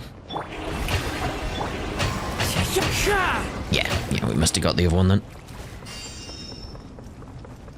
This hunk of junk's gone kaput. Now we can Finally. It seems my subordinates failed to stop you in your tracks. Apologies, sir. There is no need to apologize. You did well to hold your ground against such a powerful adversary for as long as you did. I must commend your courage and perseverance. So, you're in charge here, huh? First the problems with Irminsul, now this mess in Gurabad? Are you the ones responsible for all this? I'm afraid I cannot answer that. I assume you aren't naive enough to expect answers from an enemy. Oh, this guy is so snooty! However you want to spin it, you're clearly involved in this somehow. So you can either start talking, or we'll have to make you talk. Let's get him! Traveler, what's wrong? Something seems unusual about him. Is he trying to provoke us? This feels like a trap. Judging by the tents and supplies, there must be way more Fatui stationed here than the few we saw on the way in. So where are the rest? You're remarkably calm. Some would act more rashly upon finding the ringleader all alone. But you keep your cool. Even as your enemy, I must applaud you. Did you show yourself just to say that? Is this you trying to take back control of the conversation? Unfortunately, I really don't have anything to say to you. I am here merely to indulge my own curiosity. Your names are well known among the Fatui. Naturally, I wanted to observe you up close while I had the chance. Hey! Don't treat us like we're some kind of exotic animals in a zoo! Oh, I wouldn't dream of it. You seem rather predisposed to misunderstand me. I mean, what are you, some kind of mad scientist? I'm quite aware that you are both heroes of great renown. You have resolved crises in many nations and won countless allies along the way. I've been following your adventures with great admiration. My only regret is that the trajectory of your journey conflicts with our goals. What do you mean, admiration? Sorry, but that sounds pretty weird coming from you. I don't see why. We may happen to occupy opposing sides, but there is no cause for deep-seated enmity between us. To respect one's enemy is to respect oneself. Well, now that you're observing us up close, what do you see? I've observed as keenly as I can. Yet, while I endeavor to understand, your true strength remains a mystery to me. Violence is not my area of expertise either, so you see, I would much rather converse with you like this than determine a victor with the edge of a blade. Besides, I've heard that even 3 moons in the sky fail to eclipse your brilliance. I know better than to bite off more than I can chew. 3 moons? So you have a connection with the Harbinger, the Doctor. Well deduced. Our commander, Dottore, died in Nod-Krai. But there are things that do not end with his departure. We must... Look at me. I almost divulged more than I should have. What are you after? Revenge for Dottore? Or are you plotting something else? I've said quite enough, I believe. There's no point in continuing this conversation, except to say, I've noticed that you seem to know your way around here quite well. A repeated visitor to Gurabad, are we? Ugh. I'll take that as a yes. Then I'm sure you'll have heard the story of this place. The mother of the Jinn, Lilupar, and the tragic tale of her vengeance that spanned 3 generations. It was right here that Lilupar once helped the wise to ascend to the throne. But from that moment on, every king who sat upon it was corrupted by power. These degenerate rulers lost control over their nation, and with it, the right to occupy that exalted seat. What are you trying to say? I once admired you for your adventures. That is the earnest truth. But it appears to me that your journey serves ultimately to uphold the rules of this world. Are these rules truly just? Does the heavenly principles rule with wisdom or folly? And how can we be sure that the Seven, who wield authority over the world, will not be corrupted? Do you seriously think you're gonna convince us of anything? Convince you? I'm sure my commander already tried that. Why would I waste my breath doing the same? If a few words from a stranger were enough to make someone completely change their stance, it would only prove that they never had a firm will to begin with. I am merely stating my position, so that we might understand each other better. One's enemy in the present may not necessarily be an enemy for life. As for what game I'm playing here, I'm simply buying some time.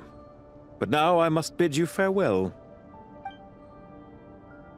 It was a wise decision not to attack me immediately. Since you did not fall for my ambush, I will now have to ask those in hiding to reveal themselves. Leave this to us, sir. Very well. I trust you to do what is necessary.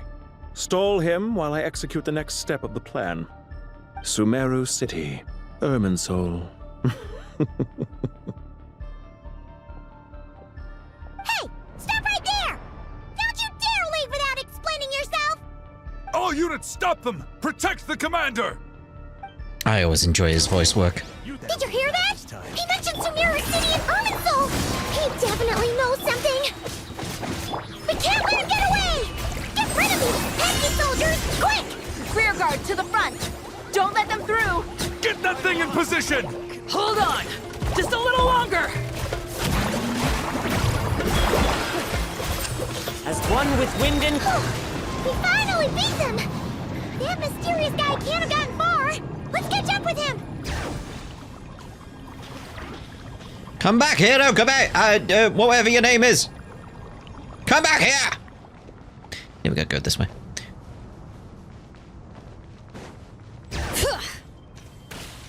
Seems like we're fated to meet him again now.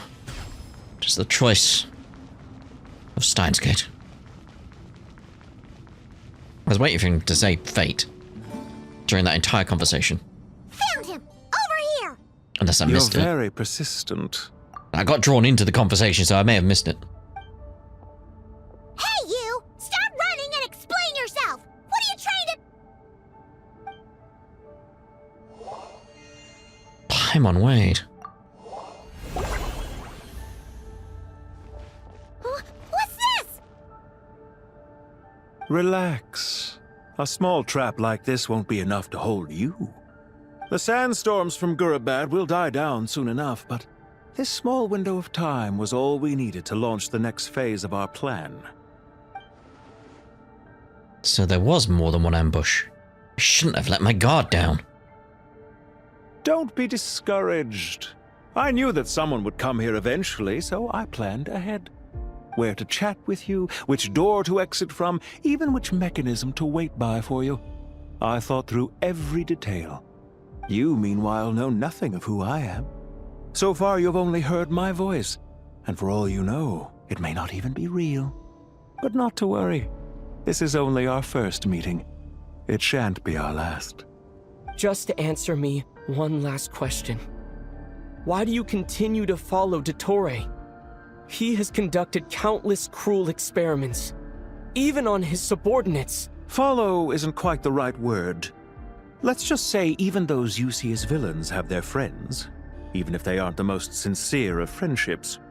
When any set of rules is established, there will be those who benefit and those who lose out. People will do anything to justify what they have gained, or escape from the hardship imposed upon them. Neither he nor I are tolerated by the rules of this world. We were both searching for a new order. Our ideas of the final form that should take may have differed, but our journeys took a shared path. Goodbye, Traveler and Paimon. I wish you a timely escape, albeit not too soon. I will need a little more time to prepare, after all. Hey! Come back! Wait, this dark wall. We've seen these on our adventures before. It swallows people up! Oh, I'm sorry. She shouldn't have jumped the gun! It's not your fault, Paimon. Let's just focus on getting out of here. Okay. He may have fooled us this time, but we'll get him back!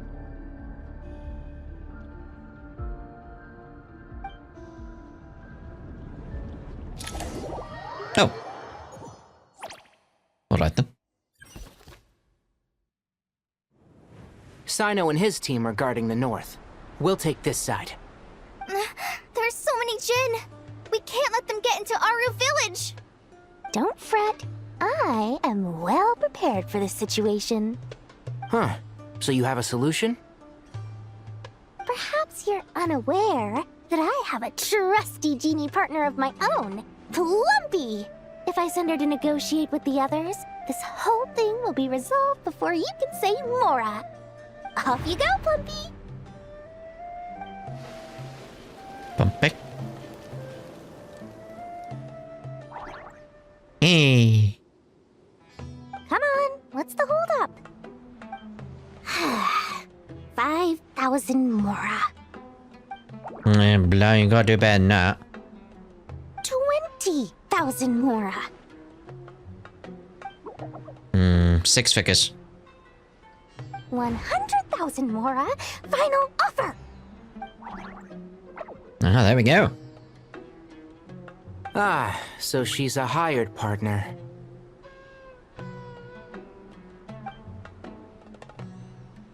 Blab blab. Blab blab.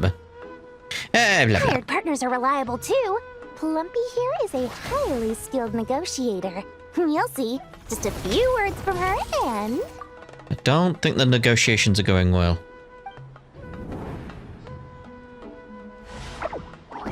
Plumpy!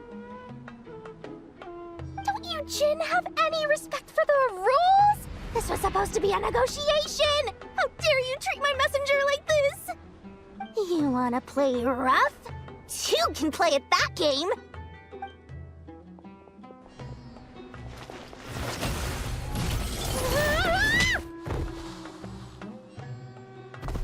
Oh, she's dead. Looks like it's up to us now. Be careful, Kale. Yes, Master. Dear, oh dear. What happened? How did I pass out? Never mind. Lumpy, it's time for revenge. You know, this reminds me of when you first arrived in Avidia Forest. You were trying to help a child retrieve a lost toy when you stumbled upon Spino Crocodile territory by mistake. Yeah, I remember. Our first time fighting side by side. Fighting side by side? I seem to recall swooping in to rescue you with a team of forest rangers. Please stop. Let's get him out again. Hi! Polinamba, help!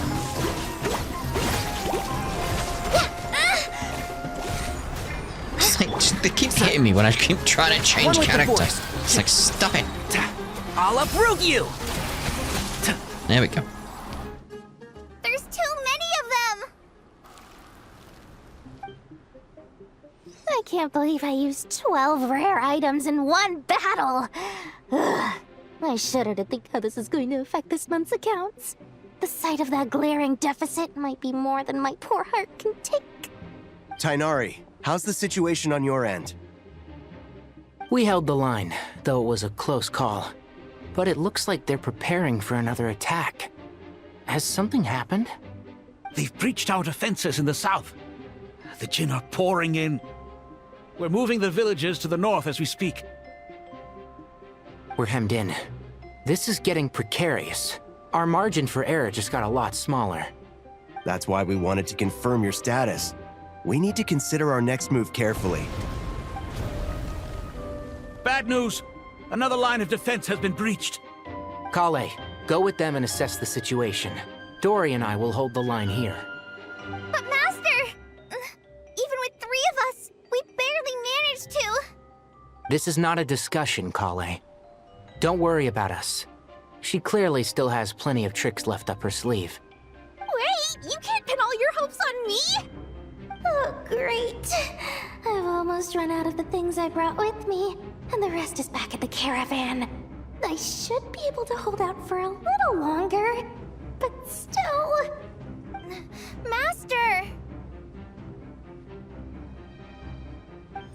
Need any help? Hello. Huh? What is it, Kale? If things continue like this, it won't be long before Aru village is overrun by Jinn, and the sandstorms are sure to follow in their wake. I do have a plan, but I can't guarantee it will work. I don't care. Whoever you are, please just help us. The only one who can help is you. I am merely here to guide you along the correct path. I am a spirit created at the beginning. I am a flickering illusion. I am the shimmering light that flows from the eyes of the Creator. What do you mean?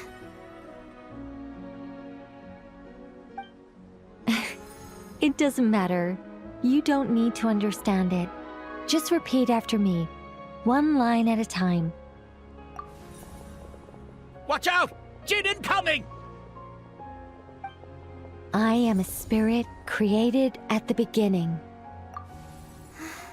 Here goes nothing. I am a spirit created at the beginning. Hello? I am a flickering illusion. I am a flickering illusion. Blub. What's wrong, Plumpy? I've never seen you so agitated before. Oh, But how do you... Do you know what Kale is reciting? I am the shimmering light that flows from the eyes of the Creator.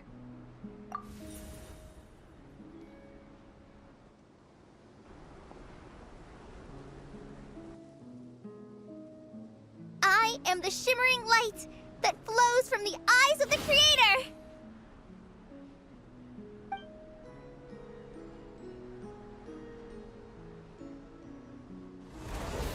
Oh, well, if you say so. I mean... It's a song composed by the goddess of flowers, but very few records of it remain, even in historical texts. All we have is a few fragments. Is Kale an avid historian? Not to my knowledge. The Jinn have actually quieted down. Although... No, it's more than that. It looks like they're showing... submission. Clearly the songs left by the goddess of flowers have a soothing effect on them. At the very least, they're much calmer now. I was going to say it looks more like reverence, but... Really? Let me try. I am a spirit created at the beginning. I don't like you. I don't like that. No. Don't stay away. I'll stop.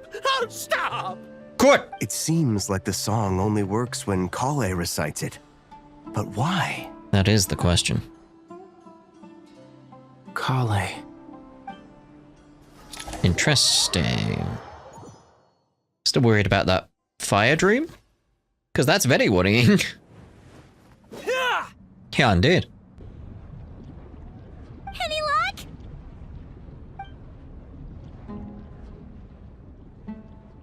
The only way out of here is by brute force, but too much force and the entire ruins might collapse. I mean, what else are you going to do at this point? The mechanism is right outside. Maybe there's a way to... When I heard that loud rumbling in the distance, I thought the shifting sands had bust open the gates to some ancient treasure vault. Turns out it was just you guys. Huh? Wait, that sounds like... It's been a long while. Did you miss me? Bait, bait, bait!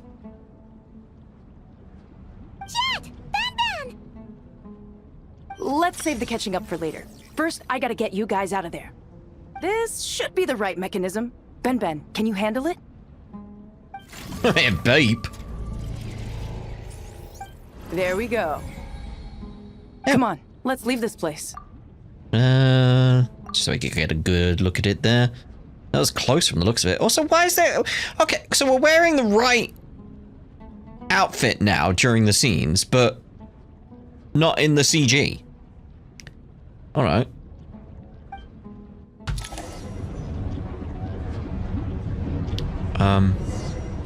What happens if I just stand here? Goodbye, cruel world! Hello, cruel world. Which way we go?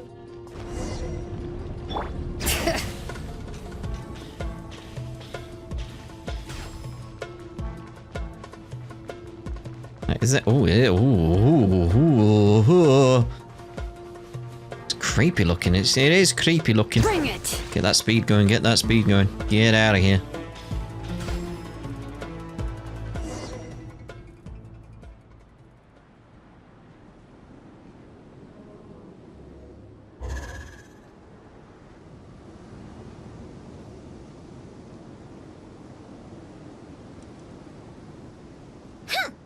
Fatui sure made themselves scarce.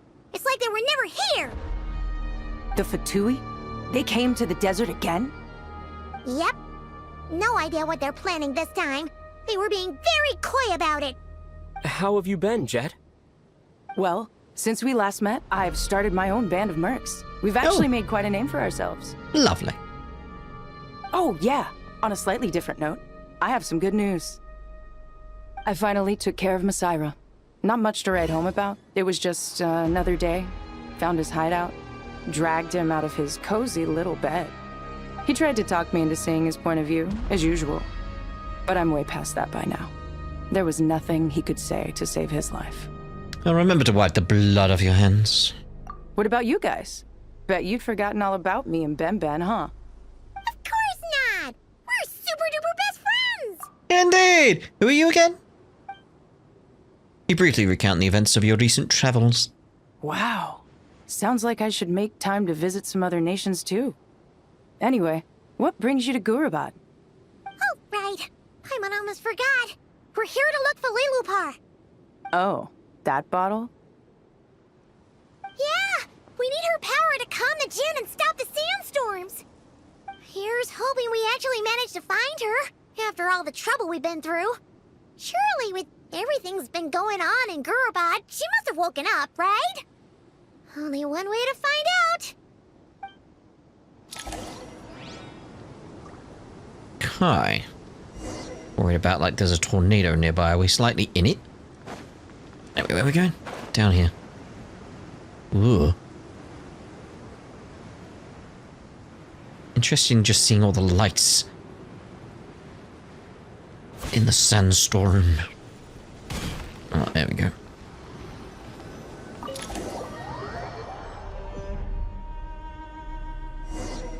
Ooh.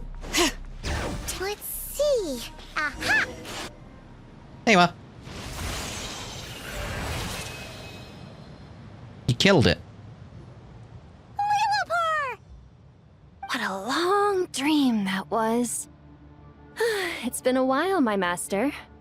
Oh, and you're here too, little wildcat. The four of us back together again. Imagine that.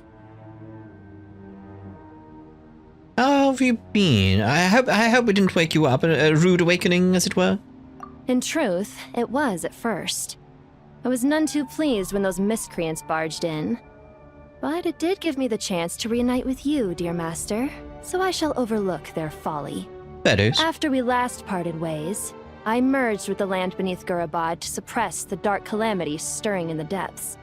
It rekindled the flame of vengeance within the Djinn, depriving Gurabad of any hope of peace.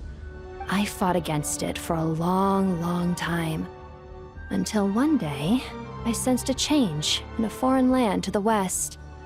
Suddenly, the pitch-black abyss fell silent. The west? Foreign land to the west. Could she mean that land? Gurabad isn't far from there. Did the abyssal presence beneath this city fall silent when we defeated Gosya? Once satisfied that that dark power could no longer bewitch the Djinn, I too fell into a deep slumber, from which I have only now awoken. Why have you returned to Gurabad, my master? And why is my sand-swept homeland in disarray once more? Well, basically, Sumeru's in danger and a lot of our friends are affected. Some bad guys messed around with Irminsul and now they've released the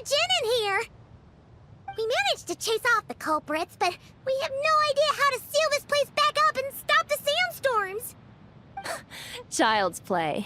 I shall quell the Jinn and scatter the storms. Thank you, Lilupar.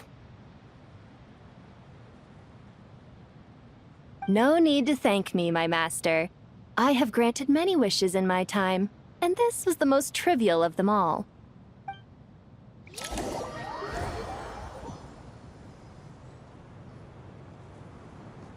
I'm regretting not recording the world quest for Sumeru now.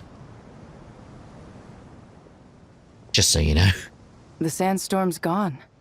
The sun shines bright again. When I said that we'd meet again under a lovelier sun, this was exactly how I imagined it. Yay! Although, honestly, Paimon would love to hang out with you more, even if the weather sucked. And that goes for me, too. Well, there shouldn't be any more Jinn breaking out, right? Are we okay to head back? Yeah, let's all head to the Temple of Silence. Sounds good. You can introduce us to your other friends. Another adventure begins. Lovely.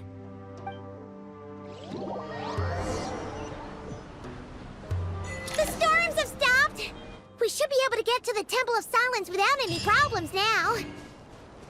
Time to regroup! Babe.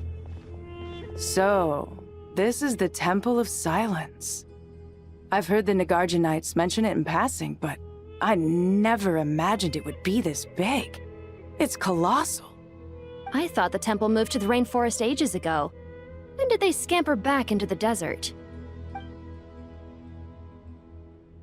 I don't know. This plan sounds a little too risky for my liking. Even in King Deshret's day, this was experimental technology. We have no idea what could happen if we activate it. Well, unless you know of another viable alternative for the Akasha terminal, I'm afraid this is our only option. The plan is sound, and the risks are manageable. However, if we are to proceed, we must act quickly. The scale of this project is enormous. Even with Kaveh, Faruzan, and every other scholar of mechanics working on it full-time, the proposed modifications won't happen overnight.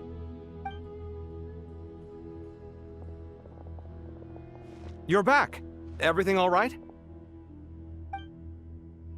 We have much to report. And who are they? Friends of yours? Friends of ours. Pretty much everyone in the Temple of Silence is. This guy's Kaveh, and the one next to him is Alhaitham. Hello, I'm Jet, and this is Lilupar. Oh, a famous name from the history books. Pleased to meet you. A friend of a friend is a friend of mine, as they say. Who's they? Huh? Do people not say that? Not in the desert. Friends you can trust, but friends of friends? Gotta keep an eye on them. Ooh. Still, I do trust the Traveler's judgment. I'm sure you're good people. The sandstorms have calmed down. I take it the Gurabad problem is resolved? What did you find? Tell everyone what happened in Gurabad. And after getting all smarmy with us, he trapped us there. Luckily, Jet used the mechanism outside to free us, and then we got Lilupar to put a stop to the chaos. Wow. Thanks for being there to help them.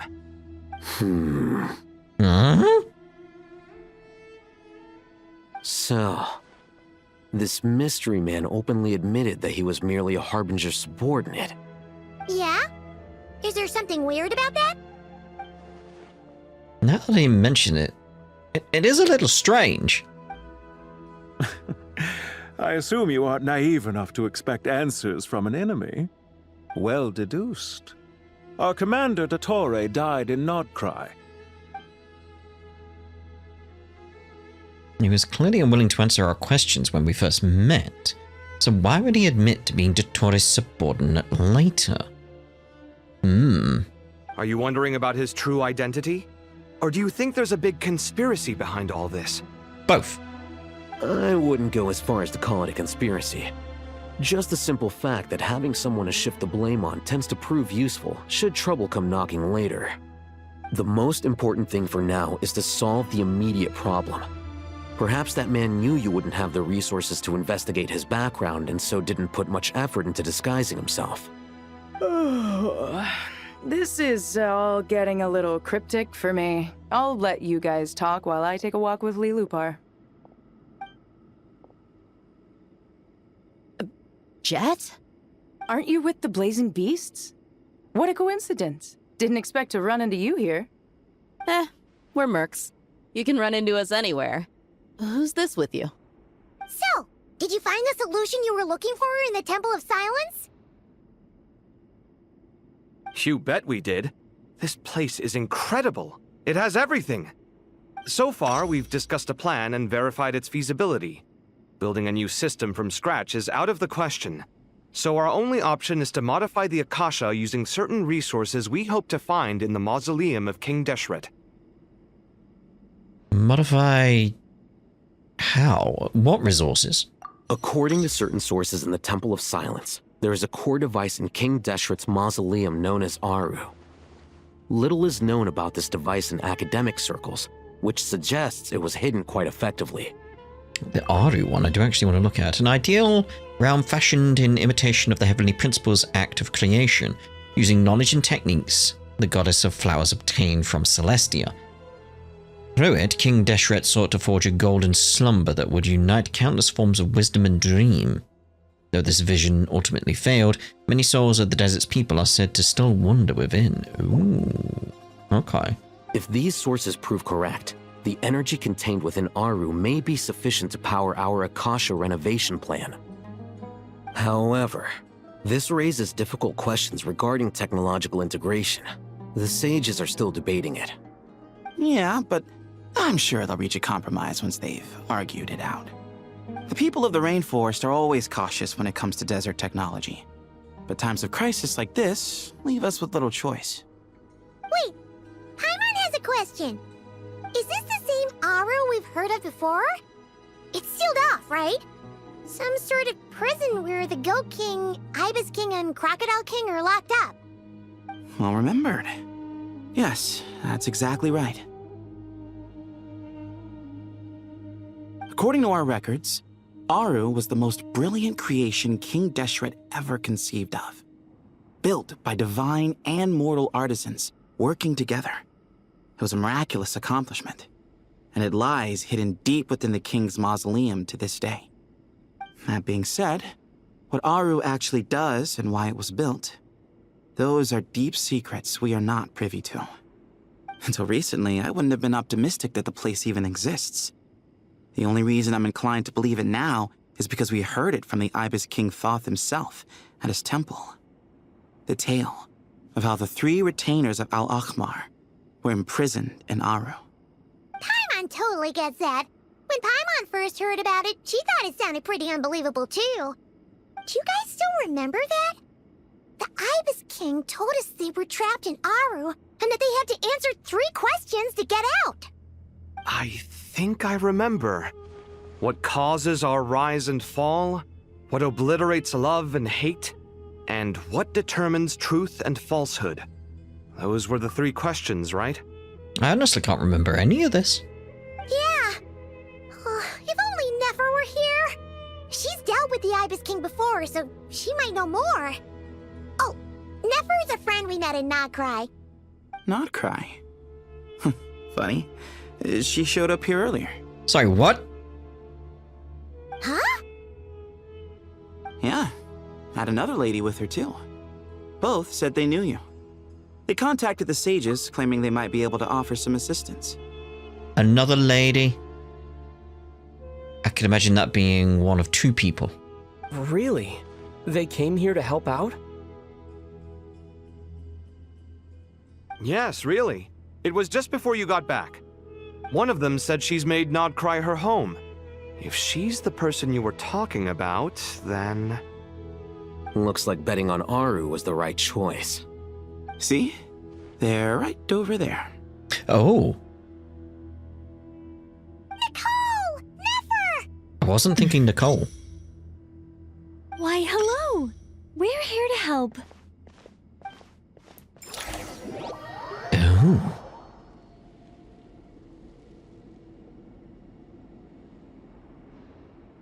It's a good thing we left early. We almost got locked out. Locked out? What do you mean? Oh, you haven't heard? An invisible barrier has appeared around Sumeru's borders, cutting off all travel in and out. No one can leave and no one can enter. Sumeru has become a lonely island. Are the Fatui behind this too? Actually, no. This has nothing to do with them. I suspect it's a defense mechanism within Irminsul itself. Irminsul is the source of Teyvat's ley lines, after all, and Sumeru is the nation closest to it. I imagine this function was put in place to seal the entire region off in the event of serious damage, preventing the disaster from spreading to the rest of Teyvat. It may have been implemented long ago. But doesn't that mean that the people here won't be able to escape to other nations if the anomaly keeps spreading? Currently, that does appear to be the case, which is precisely why I am here. This is a critical moment for the world, and Sumeru is the eye of the storm. So, you brought Nefer here? I'm surprised you managed to convince her to come back to Sumeru. Indeed. Even for someone of my wisdom and eloquence, this tested my skills to the limit. And why should it concern me that Sumeru's in trouble? Surely you don't think I still have feelings for that place? Judging by your tone, I suppose you don't. Sounds like you don't know much about my past. And here I thought you knew everything. All I know is that the Ibis King is the source of your power. He was quite a prominent moon envoy once upon a time, so I do know a thing or two about him.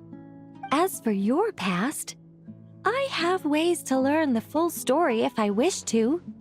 But everyone has secrets they'd rather keep to themselves, wouldn't you say? I'm glad you see it that way, Miss Nicole.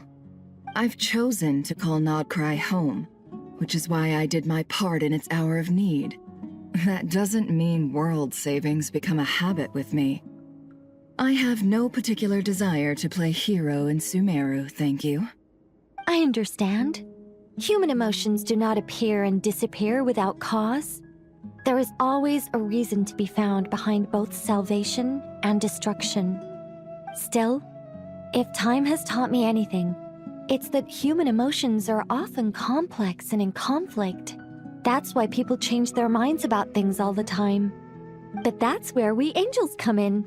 Our duty, ultimately, is to guide people towards their deepest, truest desires and help bring them to fruition. So I wish to hear about your past, because I do not believe you are motivated by hatred alone. And if we still arrive at different conclusions in the end, that's okay.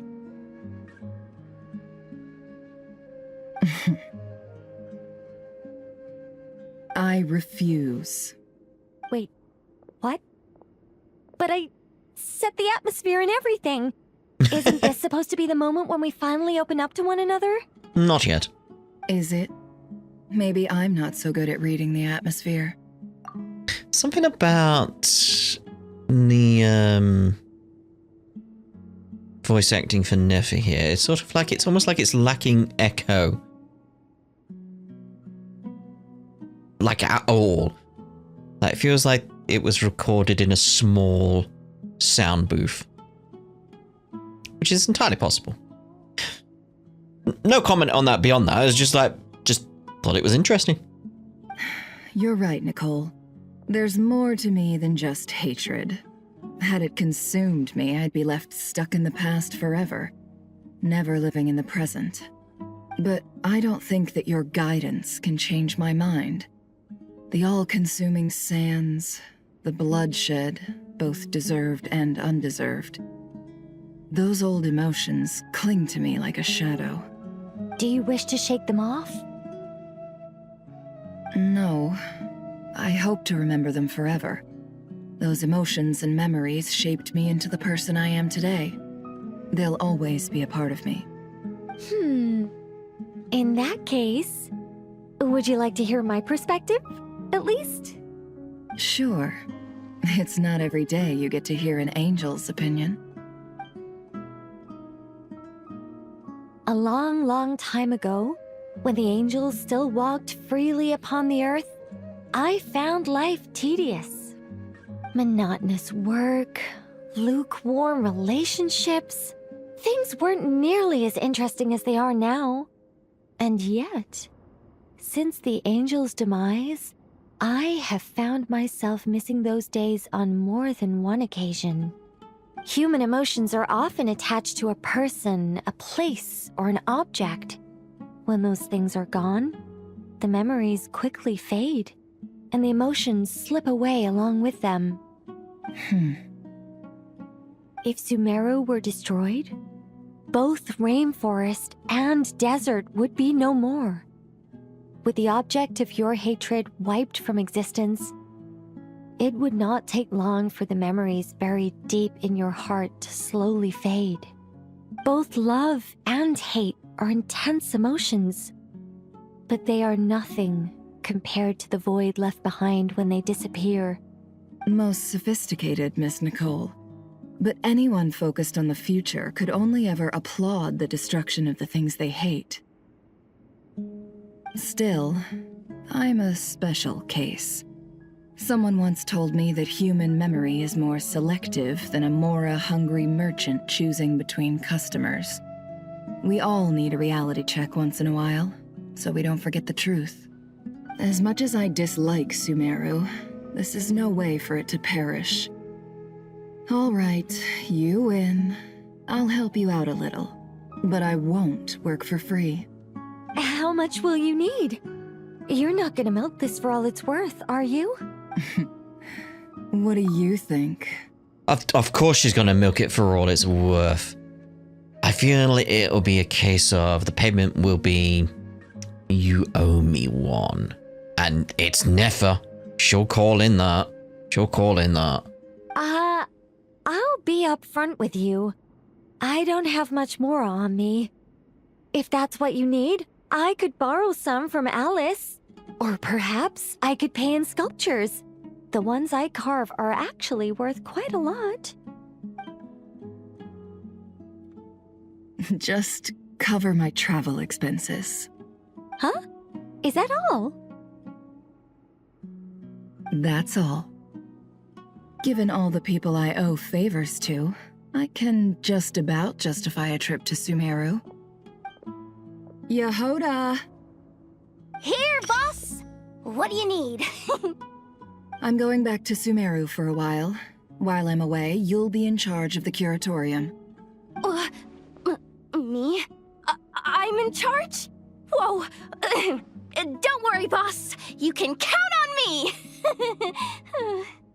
And that was how the ingenious Angel Nicole brought you the perfect person for the job in your hour of need.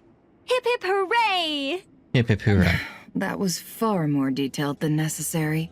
Not lacking in embellishment either. I never thought I'd return. Especially not the desert. But life doesn't always go as planned, I suppose. What's Candace up to? I don't think I've seen her yet. She is still taking care of things in our village. Should be joining us before too long.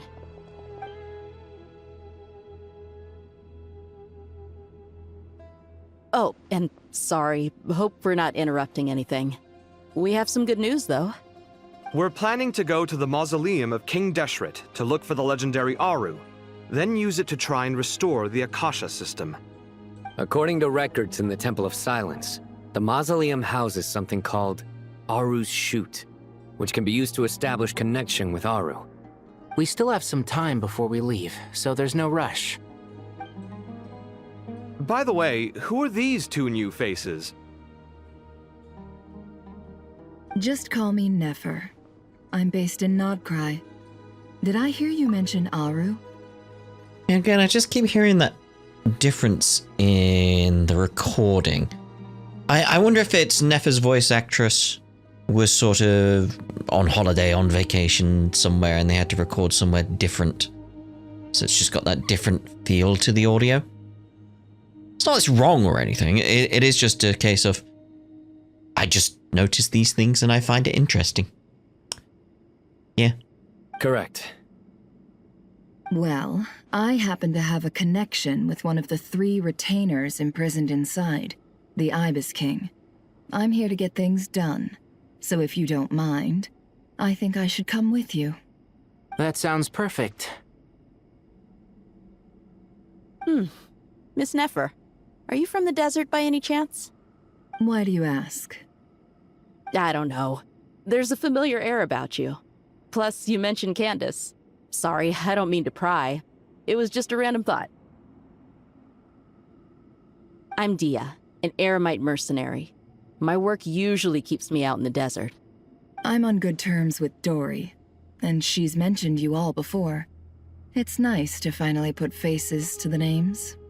However, my associate here is probably less well acquainted with you. Why don't you all introduce yourselves? Actually, I'm a little better acquainted than you might think. No way, you were the voice? I never saw that coming. Huh? Huh. Are my eyes playing tricks on me? It looked like you spoke without moving your mouth. Ventriloquism. I have heard tell of it before. What is it, Kale? It's you! You're the voice who's been speaking in my head, aren't you? You encouraged me to report my dreams to the Dendro Archon, and got me to recite that magic prayer. Mm-hmm. I have many titles, but let's go with the most pertinent one. I am Nicole Rain, an angel who has lived since ancient times. An angel? Oh, sounds like a big deal, but, what exactly is an angel? Oh, Well, we're a rather long-living race of beings. Not gods, technically, but we can still tell you a lot of stories from ancient history. Yep, and she's also an amazing sculptor. You could say she's a real creative type. Well, ma'am, if both the Traveler and Paimon give you rave reviews, you must be pretty impressive. Oh, please don't call me ma'am. I find it so awkward when people get too formal with me. Just relax and be yourselves. No need to be nervous. Miss Nicole, if it's okay, could I ask you a few questions? Yes, you may. I can see your heart is filled with confusion, and you are desperate for answers. I also know which questions you want to ask me. Why did you dream of Sumeru City in disarray? Why did those verses soothe the Jinn only when recited by you? I can guide you to the truth, but it involves a personal secret of yours. I'd prefer to speak with you alone, if possible. Oh my. Ooh. Ancient shadows re-emerge. Is this still the same quest?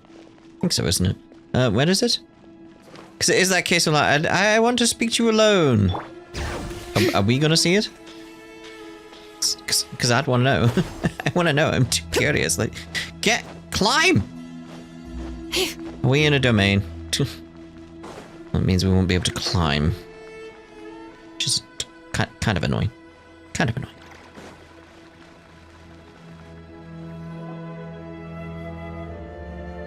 I thought we were going to speak alone.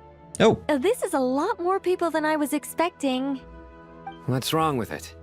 Even the doctors at Dar al-Shifa allow patients to be accompanied by family members. Well, if Kale doesn't mind her secret being revealed, I have no problem with it. Thanks for being so considerate, Miss Nicole. I don't know what secret you mean, but whatever it is, there's no need for me to hide it from my closest friends.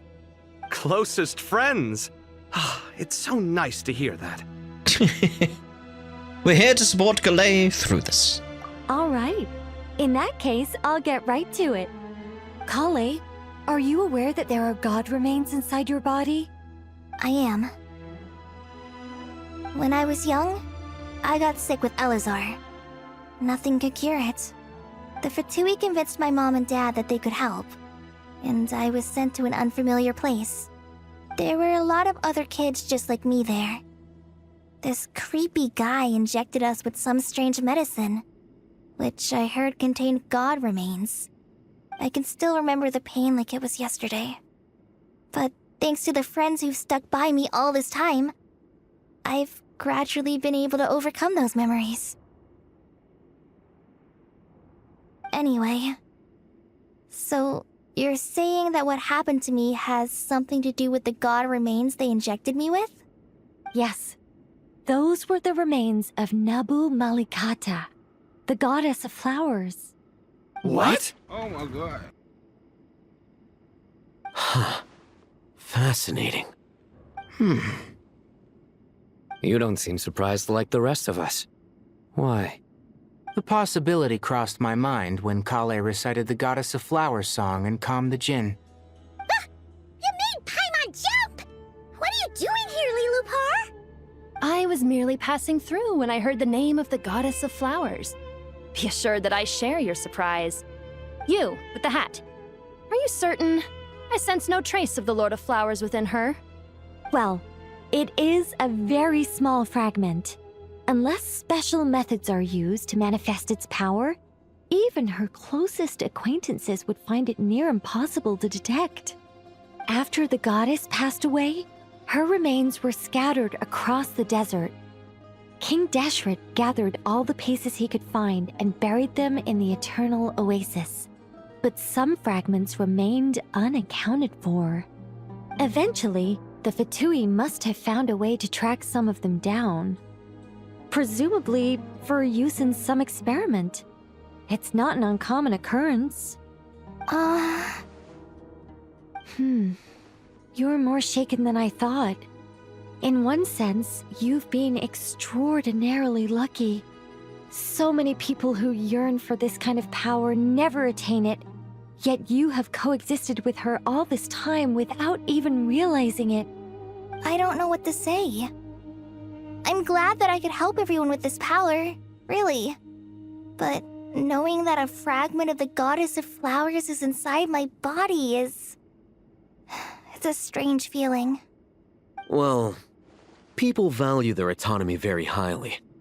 Even a well-intentioned intruder can shake one's sense of self. I understand how you feel, Kale. But once you get used to it, you'll find it's nothing to be concerned about. Huh. I guess you, of all people, have a good reason to speak on this. 2 good reasons, in fact. Incidentally, 3 is the maximum number of Hermanubis' Ba fragments that I could bear. Let me guess. Because 2's company, but 3's a crowd? Thanks for helping to explain the joke, Tainari. Not my intention. Goddess preserve me. I should take my leave. This boy in his wolf's head hat speaks much too differently from the Hermanubis I remember.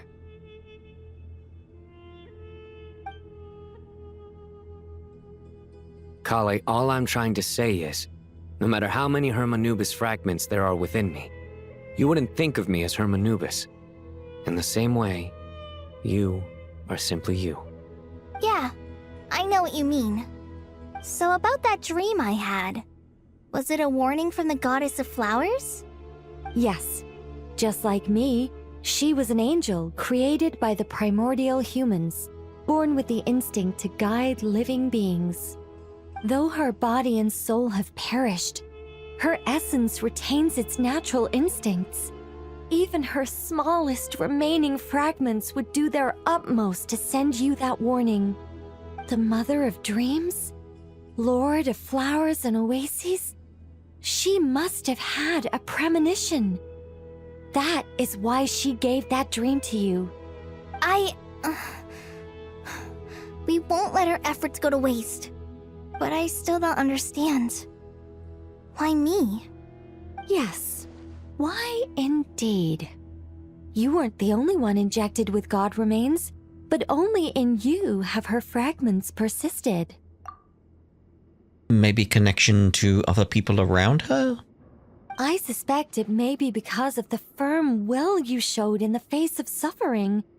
She was likely assimilated by that will. Of course, this doesn't mean you have to shoulder any extra responsibility. As this young man said, you are who you are, and that will not change. All right, any further questions from the family members of the patient? If not, we should head to the mausoleum of King Deshret. Let's move out. Time to put our plan into action. We all hope it'll work. But will we really be able to open Aru? And even if all 7 pillars of King Deshret agree to let us proceed, the scale of the work to follow is daunting to say the least. Haven't you handled other big projects before? I mean, the biggest project I've worked on to date is probably the Palace of Alcazarzaray, I guess? But this is orders of magnitude beyond that. It's a total nightmare. Look on the bright side. At least this time you're actually here when Sumeru needs you most. You won't have to come asking me for details after the fact. Mock me all you want. But now that I'm here, things will be resolved far more quickly and smoothly than last time. God, I love these two so much. Just their constant bickering. Kave's self-doubt disappeared in an instant. Like magic. Well, this confidence is most gladdening. Now, go and pack your things. We'll head to the mausoleum as soon as you're ready. Oh, Miss Nicole. I heard you're a very talented sculptor. Is that true? Oh, I don't know. I wouldn't want to blow my own trumpet. Honestly, even though Kasharawar is best known for its focus on mechanics, plenty of Kasharawar scholars are quite serious about sculpting as a hobby. So if they rate your work, that's enough for us. We just have to take a look. Who's we? Myself and a few other scholars. Kashif, Daneshvar, come take a look. Oh, well, if you insist, I suppose there's no harm in showing you.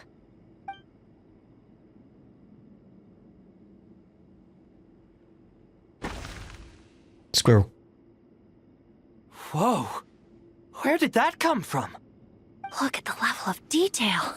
It's so lifelike. The squirrel descends from the heavens like a champion, and the earth trembles beneath its feet. What do you think? Striking, isn't it? Kaveh? Kaveh, come here for a sec. Oh, and Madame Faruzan, didn't you used to study in our darshan? Come take a look.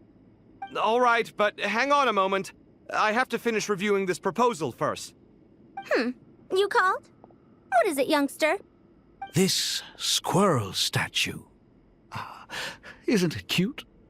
Oh, a squirrel. I wouldn't say cute per se. The realism is what stands out to me. Were you trying to carve a statue of a hero, young lady? Oh, a hero? I suppose so. Actually, I didn't really have a specific theme in mind. I just started working on it, and this is how it turned out. I see. Well, do you tend to read novels about heroes in your spare time? As a matter of fact, I do quite enjoy those. Everyone loves a good tale of daring do, right? Then perhaps this statue represents the heroic tale you long to see deep down inside. Also on the subject of heroism, I feel that if the subject posed with a finger raised towards the heavens, it would lend a greater gravitas to the overall image. I need to see this. Sounds like it would look amazing. I'm sure some would call it cliché or old-fashioned, but not me. I think it would be a perfect fit. It has a certain classical beauty about it. Kaveh! Sorry, Madame Faruzan, I'm a little busy right now. Don't wait up for me.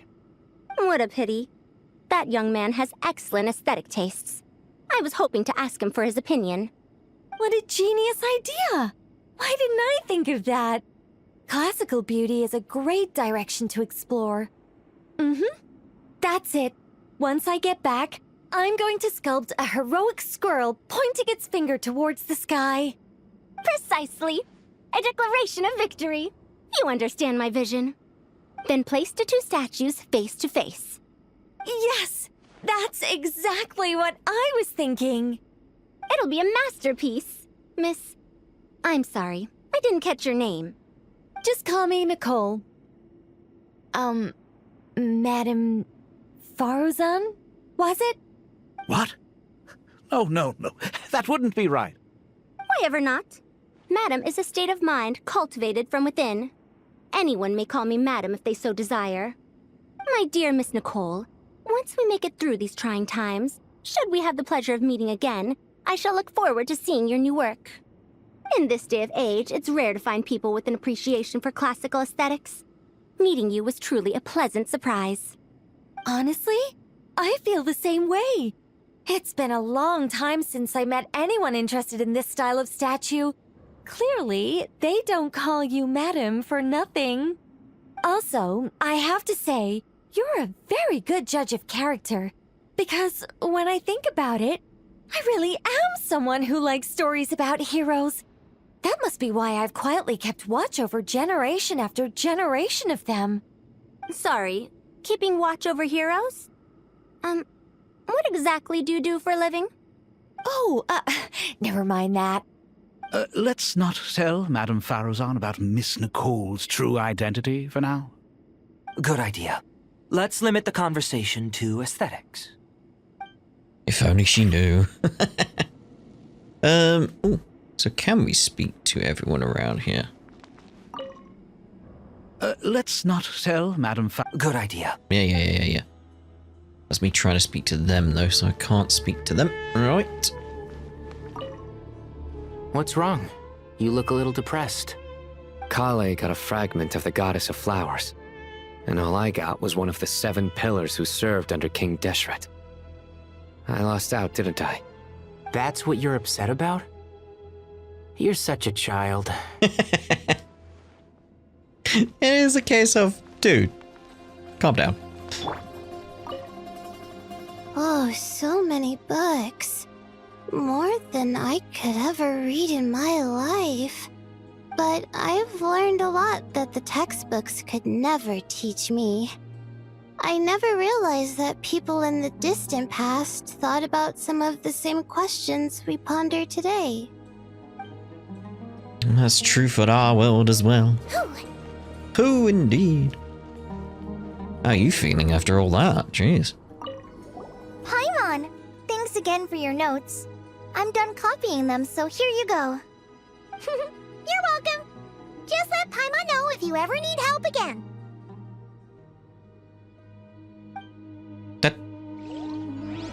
That's it? I thought you would have more to say. Okay. Kave? No? Oh. We're back around to that. Okay, so where are we going? Oh, hello guys. Good to finally meet you in the flesh. It's a little surreal seeing you here after exchanging letters for so long. In my head, the boss of the Curatorium of Secrets didn't look so young. Sounds like you have some history then? Any budding mercenary group needs a steady supply of intel. They, in turn, can prove an exceptional source of the same. The Curatorium of Secrets is happy to cooperate with friends from all over the world. If you're interested, you'd be very welcome to join our network too, Miss Dia. Can't say no to a solid partnership, especially out here in the desert. Having intel can mean the difference between life and death. But cooperation's built on mutual trust, and there isn't much contact between the desert and Nod-Krai.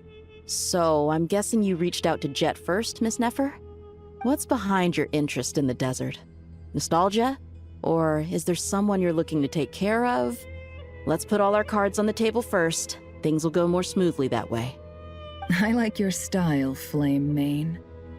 Actually, I had this same discussion with Jet before we started working together. To be clear, I have no intention of using you for any ulterior motives, and I have no enemies in the desert as things stand now. Were that to change, I wouldn't drag outsiders into a conflict that doesn't concern them. There's no point in doing certain things if you don't do them yourself. Wouldn't you agree? Certain things. Well said. taking responsibility for one's own affairs is the way of the desert folk. Huh. It's like you're one of us. You sure that's a compliment? Absolutely. I'll take it. Perhaps we can discuss our cooperation in more detail now? Sure. I love working with no-nonsense people. And you certainly fit that description. I look forward to a fruitful partnership. As do I, my friends. I expected a second as do I. As do I, my friends. As do I. Like, ooh. Oh. Go to the Great Hall of Truce. Alright.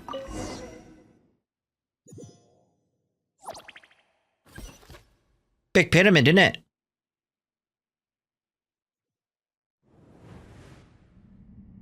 I hope everyone's ready. We'll be arriving at our destination very shortly.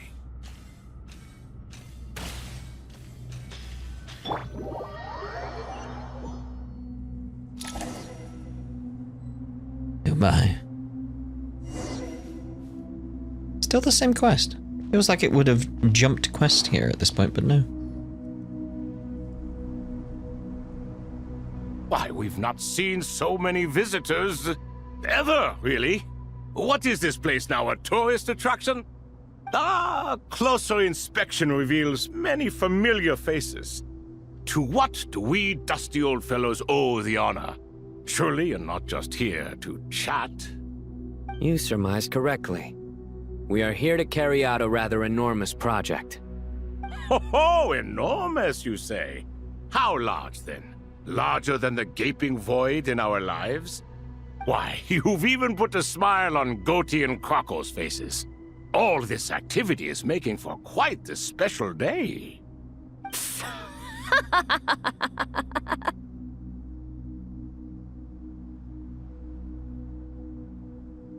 Yes? I know that laugh. Lilipar? What on earth are you doing here? Oh, this is hilarious. Turns out good things really do come to those who wait. As long as you stay alive long enough. When did you three get locked up in here? And still you act all high and mighty, putting on a show for the younglings.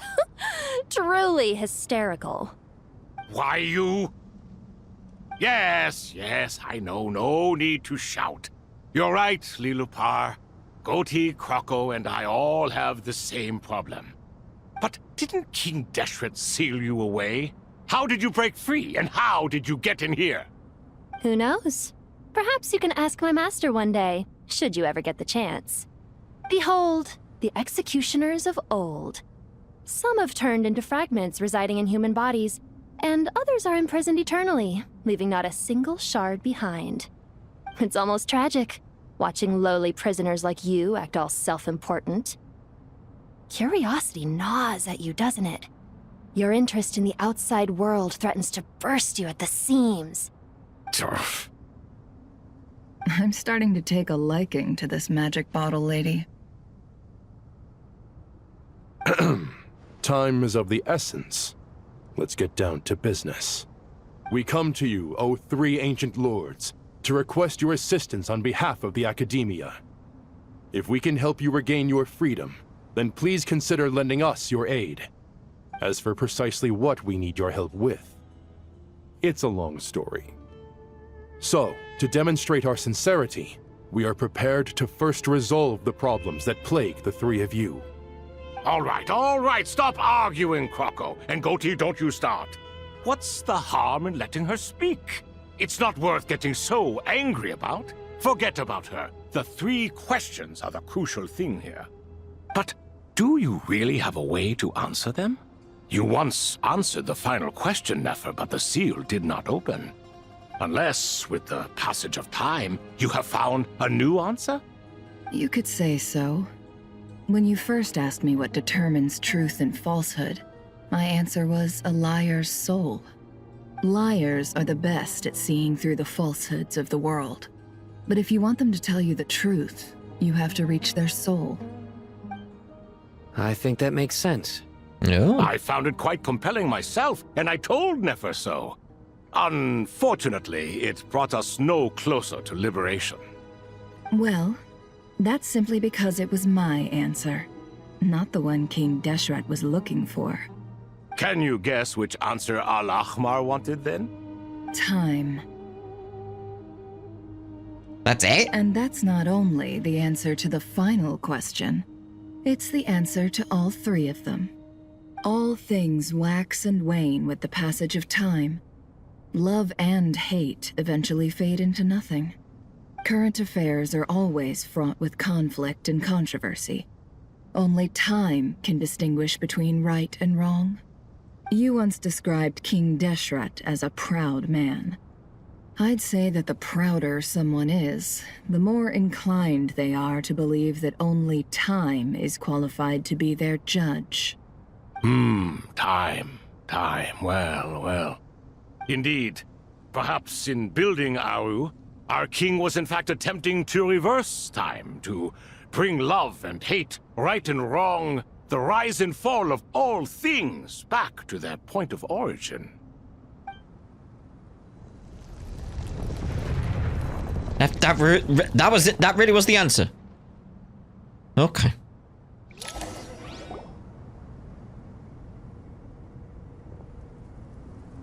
Welcome back.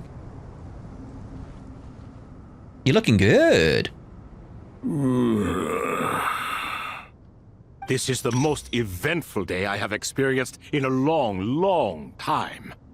You have my sincere gratitude. Are those 3 of the 7 pillars? Turns out the statues were quite faithful to the source. You three seem to be in good spirits. Prison can help a person grow and learn to cherish what they have. Nevertheless, after everything you've done for me, I sincerely hope you never have to experience it for yourself. Hello, Nefer. It's good to see you, Thoth, the Ibis King. Nice. Definitely puts my mind at ease, seeing you two getting along so well. Should we maybe introduce ourselves, or... Sure. I'm Sethos, the current leader of the Temple of Silence. This is General Mahamatra Sino, and this is the former Spantamad sage, Cyrus. But I'm guessing none of that means a whole lot to you. Everything is equally new to us, in truth. We've been gone from this mortal world for longer than you can imagine. Let's hold off on the introductions for now. We can always ask Nefer about you later. It'll give me something to talk about with my chosen disciple. You're like a helpless parrot. Gods and people of yore are not necessarily welcome in today's world. Self-awareness is one of my finest qualities. I thought I ought to share its fruits with you two. Is that so? Well, I think we'll take it in stride, just as we did with the 3 questions. Let's not forget, it was my persistence that won you both your freedom. This is no time to be bickering. Fair point. I have to applaud your persistence. And I must praise you for your wisdom. Now, state your wishes, young ones. I'm sorry? Why, your tremendous accomplishments deserve a reward, do they not? You must let us do something for you in return. General Mahamatra, what do you think? I won't beat around the bush. Sumeru is facing a crisis the likes of which have never been seen before. And we need your help. Sino and Nefis recount what's been happening. Every calamity throughout the ages has been connected to us in one way or another, whether we were its cause or consequence. Whatever is wrong with Irminsul, it severely affected the Dendro Archon. She fell into a coma and is currently receiving treatment from the Dendro Dragon. The Dendro Dragon? I'm sorry, the Dendro Dragon is helping to heal the Dendro Archon? Not a pep, surely. Not vicious, cruel, a pep who possesses no virtues aside from her basic instincts. Ah, good heavens. I shudder to think what could have caused Lesser Lord Kusanali to suffer such a plight. Still, why would the Dendro Dragon lend you her aid? She has always held nothing but contempt for the Archons. I suppose she and Kusanali must have some history. You can help us make history too. A smooth talker. Well said, lad. Currently, no one can connect to Irminsul. We hope that by opening up Aru and making some modifications to it, we can use its technology to our advantage. Unfortunately, Aru is an imperfect creation. King Deshret never managed to realize his full vision before his death. Much remains to be done if it is to be pitted against Irminsul itself. Besides, I hear your reasons, but to give Aru up over such would be... The archaeological records clearly indicate that although Aru's construction took a long time, it was not beyond human means to achieve. Modern technology should solve the efficiency issues. We have no choice but to go all in on this. This is by no means a threat. But the only reason we helped you escape from Aru was to gain the necessary leverage to negotiate with you. You asked us to state our wishes, and we have. Each one of us here needs your help, as do all the thousands of people living in Sumeru. They need you, and they need Aru. What do we think, my fellow old fogies? Shall we lend our support or not? Since you ask so nicely, naturally. Naturally what? Are you for or against? I simply mean we shall do what comes naturally. You claim that you wish to open Aru. Know you then that the golden slumber created by King Deshret is preserved within? We do. We understand the risks involved. In all likelihood, the mortal world will never again be able to replicate King Deshret's work. Never will there be another chance to come so close to creating a utopia. Knowing this, are you sure of your decision? We are sure. Before people can dream, they must first live. If your minds are made up, very well. We shall summon our erstwhile colleagues to discuss this further. Saint Shezepank, Saint Bennu, once you surrendered to silence and were buried with King Deshret. But now, we invoke the right to awaken you with our voices.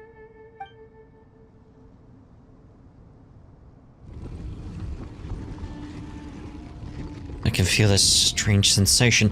The ground is trembling, as if answering the call of the Goat King. Saint Bennu, responding to your call. 3 kings detected. Initiating autonomous will. Saint Shezepank, responding to your call. 3 kings detected. Initiating autonomous will. Ah, Lord Herreshoff. What a long time it has been.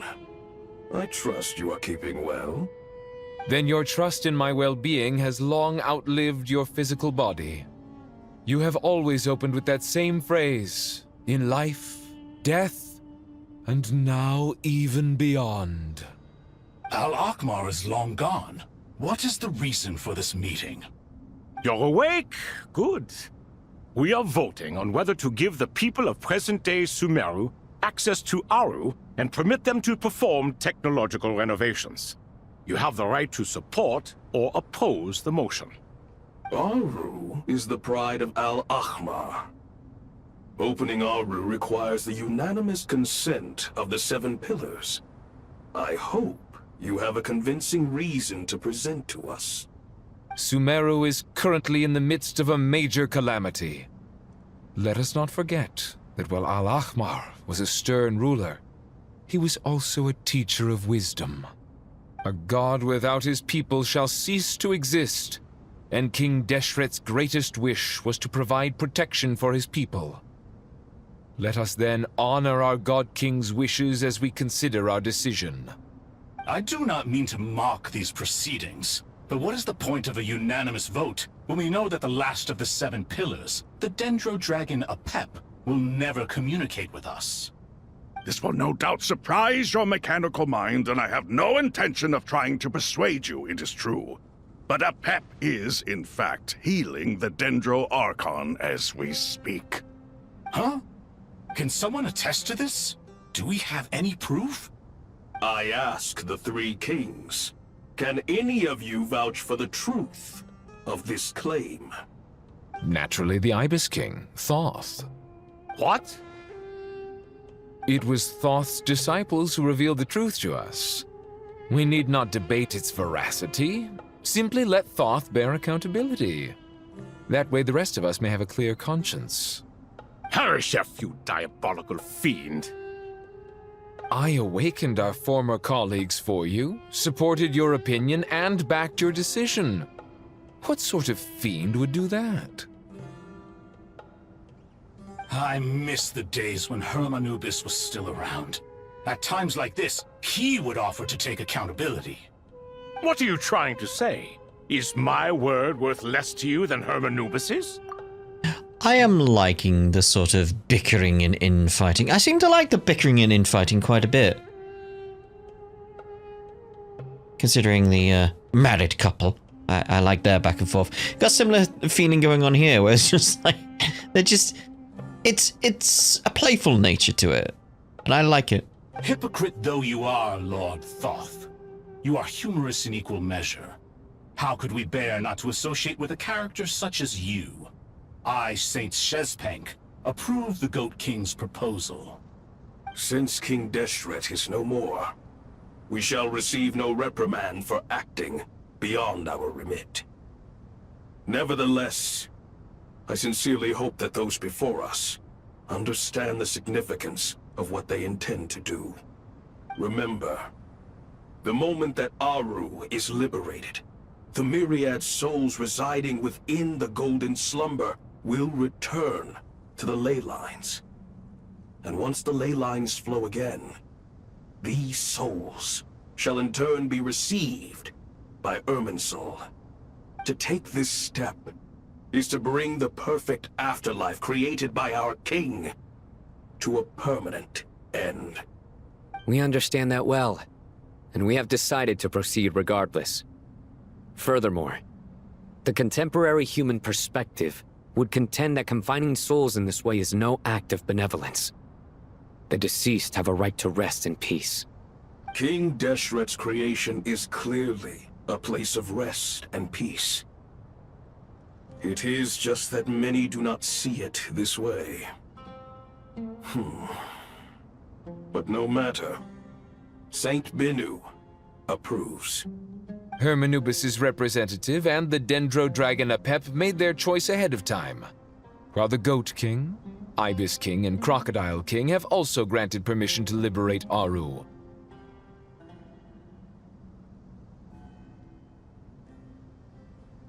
By the grace of His Majesty, guided by his wisdom and will, let the gates of Aru be reopened. Now it feels like the end of the quest. Because it's going to be, we head in there in the next bit, right?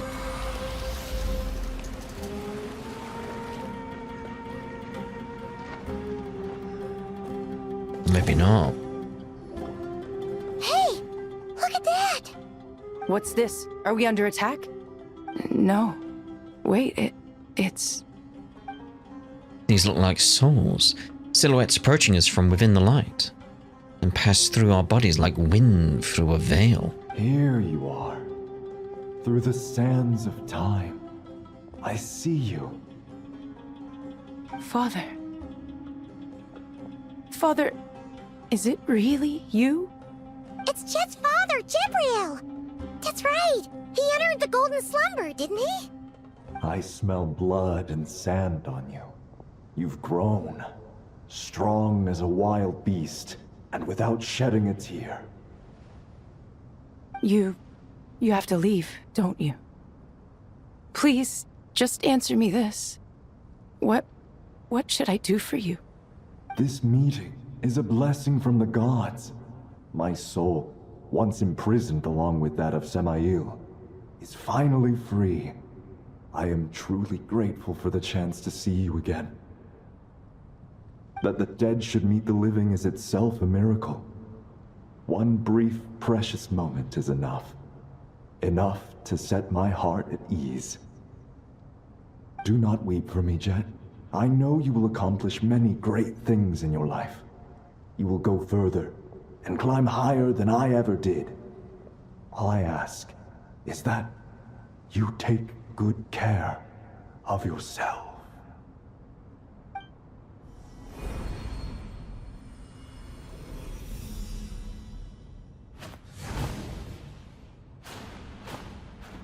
Father!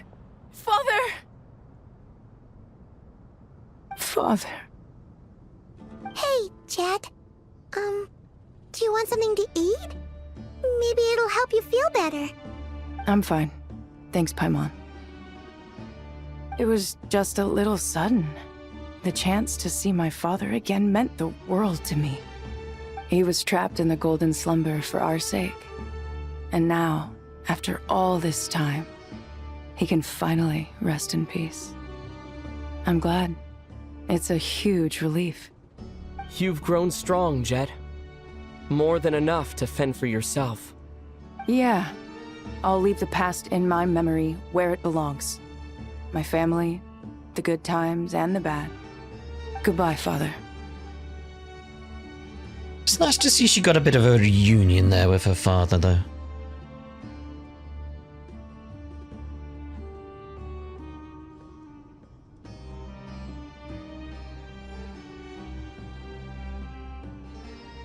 Ah, me, what a touching reunion that was. It seems we did a good deed today. We three retainers, once imprisoned for our iniquity, are surely the least qualified to judge whether this deed is good or bad.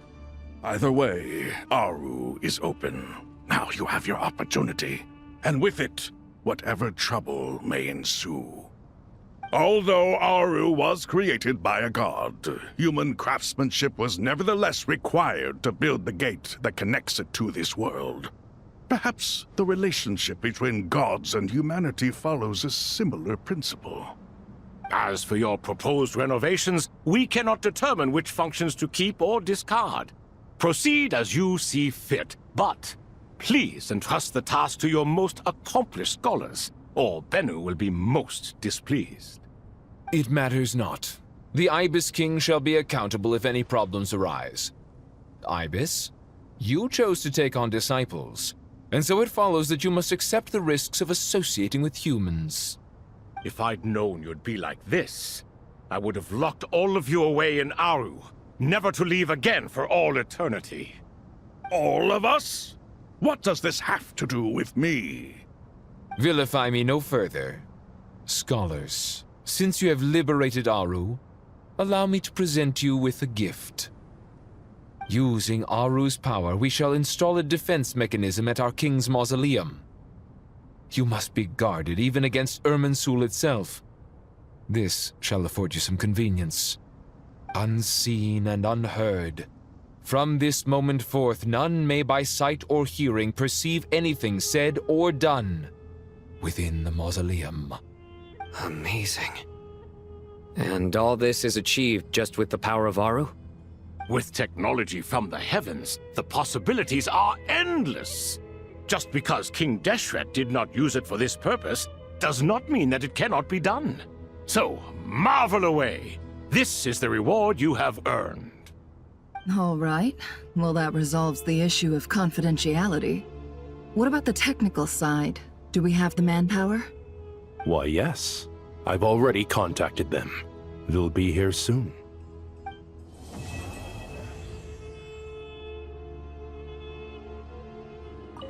Ah, fresh air. A wondrous feeling. Naturally. I have a sudden urge to stretch my legs. Can anyone recommend a suitable leisure activity? I might have had some recommendations for you were this the past, but here and now, for someone who has just left prison, there could be no greater joy than simply being outside of it at last. I could not agree more. My. I do like these three. How are you feeling after your experience with your father. As I thought. The so-called 7 pillars of King Deshret are as underwhelming as ever. What do you mean? Not a fan of the boys' club? As men, as individuals, and even as gods, they are entirely undeserving of my attention. Al-Ahmar once commanded me to select a king from among the people, so naturally my eyes will open only for one who is worthy. Ugh. Can we talk about something else? It all sounds pretty complicated, and I haven't read that many storybooks. You think this is a mere story? Well, many would also say that the journey you shared with your father is not but a tale. My life, your life, they are nothing but stories. Little girl, it appears that you really have grown.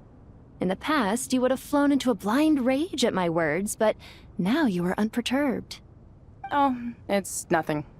I just feel like you're right. Oh? Getting all pissed at someone for telling the truth is pointless. It only makes me look petty. This alone is proof enough of your growth. You're doing well, my dear girl. You're becoming ever stronger. Strong enough to defend the people and things you hold dear. You think so? I hope you're right. I mean, you could have put it better than that, but still. You are just a floating bottle, aren't you? Don't let her hear I said that. Oh, she'd fly into a rage. Okay, here we go. Could you get up there? Like, no, apparently, is the answer to that question. Very well. Hi. You must be Sethos, the successor to the Temple of Silence. Hello. Yep.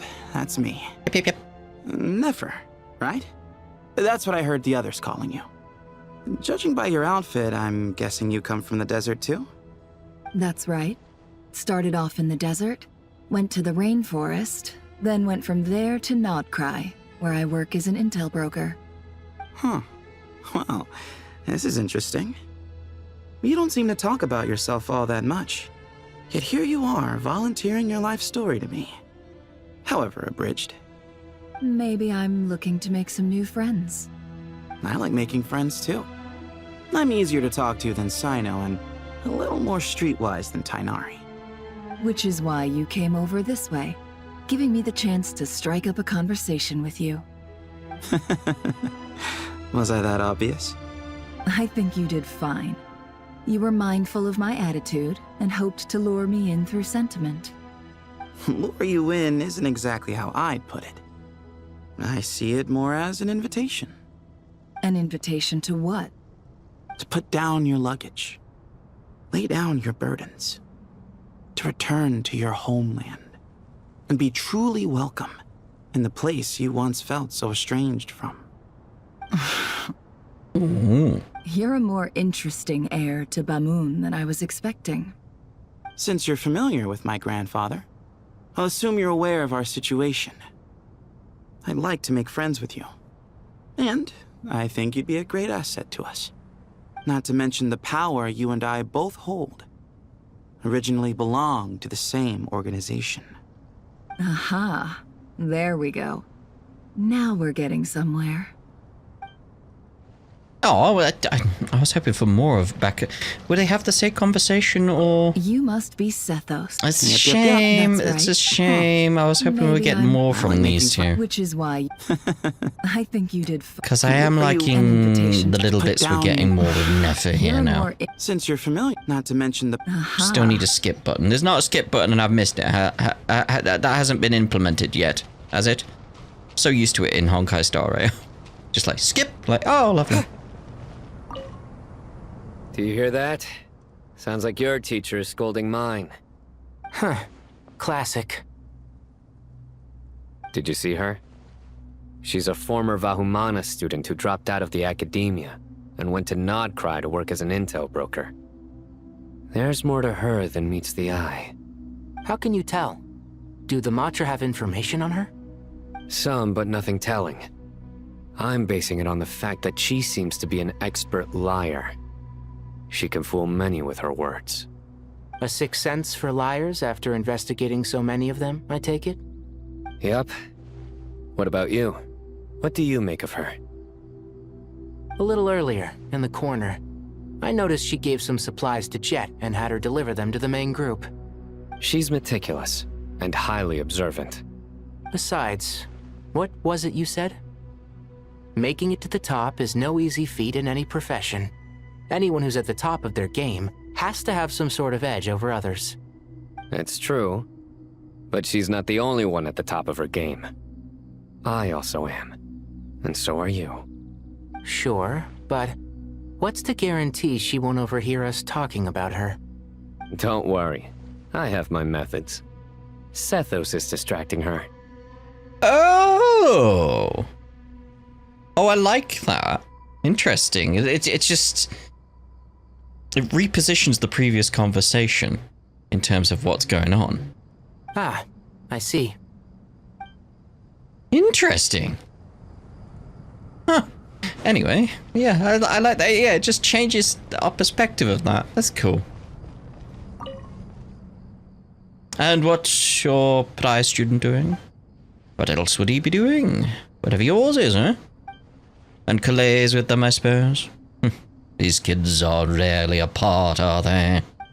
Our elders always said that your school day stay with you forever. This goes doubly so for Sumeru, where school days can be long indeed, wouldn't you say?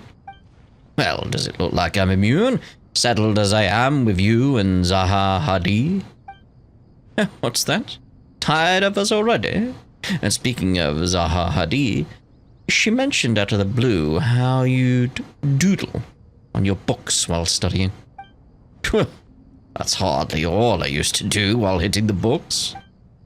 She said that you once circled the name of the murderer in a detective novel, and that, just in case someone missed it, you even wrote the murderer is so-and-so as a hint on the title page, no less. Did I know? Suppose I always was the creative type. Oh, laugh it up, would you? Young Cyrus really was a budding genius, wasn't he? Full of wild ideas, more like. And you're still very much that kid, you know. A living example of how your school days stick with you. As they have with you, you straight-laced prig. You know what? Let's leave it at that. Might as well bear with one another rather than expect us to turn our lives around or something. Truth be told, you should probably keep an eye on Sino and his friends. We'll all need to tread more carefully than we used to. I will. Take care of yourself as well, alright? Don't let the pressure get to you. Oh my. So, who else is around is the question. I didn't see Was it really that deep? Like, I'm drowning! I didn't see Calais around. Thought she would have been. Do a double check. Could be one of those cases where someone's out of range. Very easily. No, I think we're good. But yeah, I like the insight there with the conversation. With Nefer. Anyway, wait for the researcher to arrive. Just doing a double check. Nope, we're good. Right.